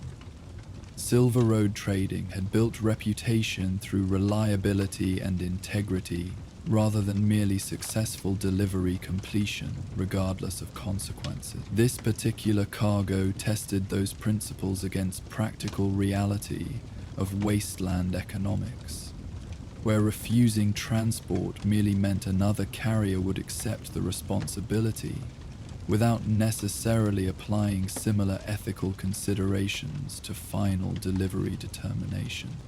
As midnight approached and stars wheeled overhead with indifference to human concerns below, Elena maintained her vigilant monitoring of both cargo systems and broader camp security. The containment unit continued functioning within optimal parameters, despite modified cycling protocols. Technical design resilience accommodating operational adjustments without performance degradation. Security perimeter remained secure with no indication of approach or surveillance from any direction.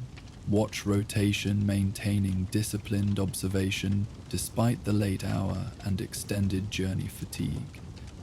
Her decision to transport this particular cargo had not been made lightly. Extensive evaluation weighing specific delivery parameters against potential regional implications if technology reached inappropriate hands through alternative means. The modified destination arrangement she had personally negotiated provided reasonable assurance regarding appropriate usage, without exploitation for purely military dominance, though no absolute guarantees existed in the complex political landscape that defined post-war Mojave territories. The night continued its measured progress toward morning, as Silver Road Trading maintained their vigilant presence atop the ridge campsite. Tomorrow would bring continued journey toward their final destination, where cargo transfer would complete their contractual obligation while beginning new chapter in regional technological capacity that might benefit surrounding settlements if properly implemented as agreed. Until then, they maintained their professional operation, security vigilance without paranoia, technical precision without obsession, leadership engagement without micromanagement. This balanced approach had sustained Silver Road Trading through countless Wasteland challenges over 2 decades, adapting to changing circumstances without abandoning fundamental principles that defined their operational identity. The Caravan's secret cargo represented particularly complex challenge, requiring both technical capability and ethical consideration beyond typical commercial transactions. Yet their response remained characteristically measured, neither simplistic acceptance nor absolute rejection, but thoughtful navigation through complexity, with attention to both immediate responsibilities and broader implications.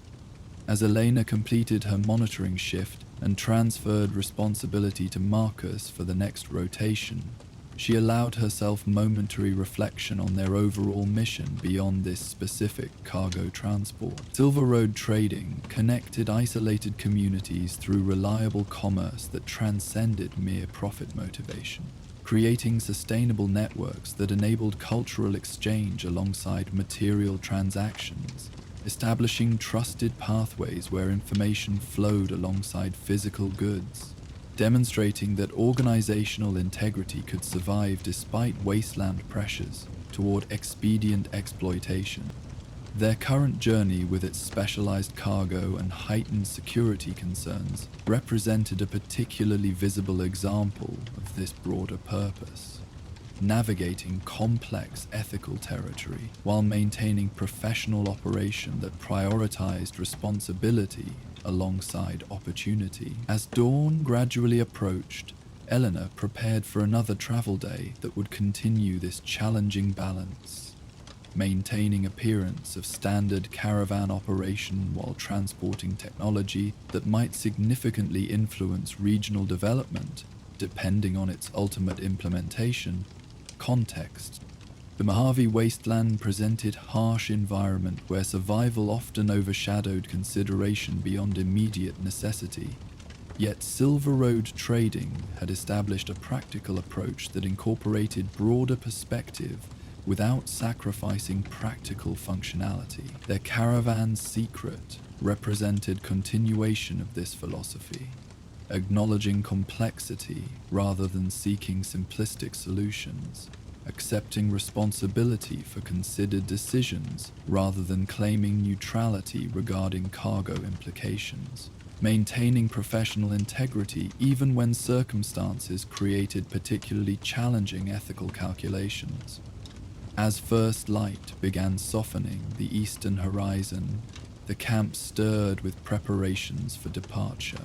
Another day of careful progress toward destination, where this particular journey would conclude, while Silver Road Trading continued its broader mission, connecting wasteland communities through commerce conducted with integrity, alongside necessary pragmatism. The Caravan's secret would eventually become part of regional development patterns, for better or worse depending on implementation choices beyond their control, while their own contribution represented characteristically balanced navigation through wasteland complexity, rather than merely expedient delivery, without consideration of broader implications. Thanks for wandering the wasteland with me tonight. If these stories helped you relax, don't forget to like, subscribe, and share your thoughts in the comments. For uninterrupted sleep, these videos play straight through without ads, letting the sounds of the wasteland guide you all night long. If you want more, check out our Patreon for early access and exclusive Spotify playlists. Link in the description. Sleep well, fellow vault dwellers. May your dreams be peaceful and your nights raid-free. Good night.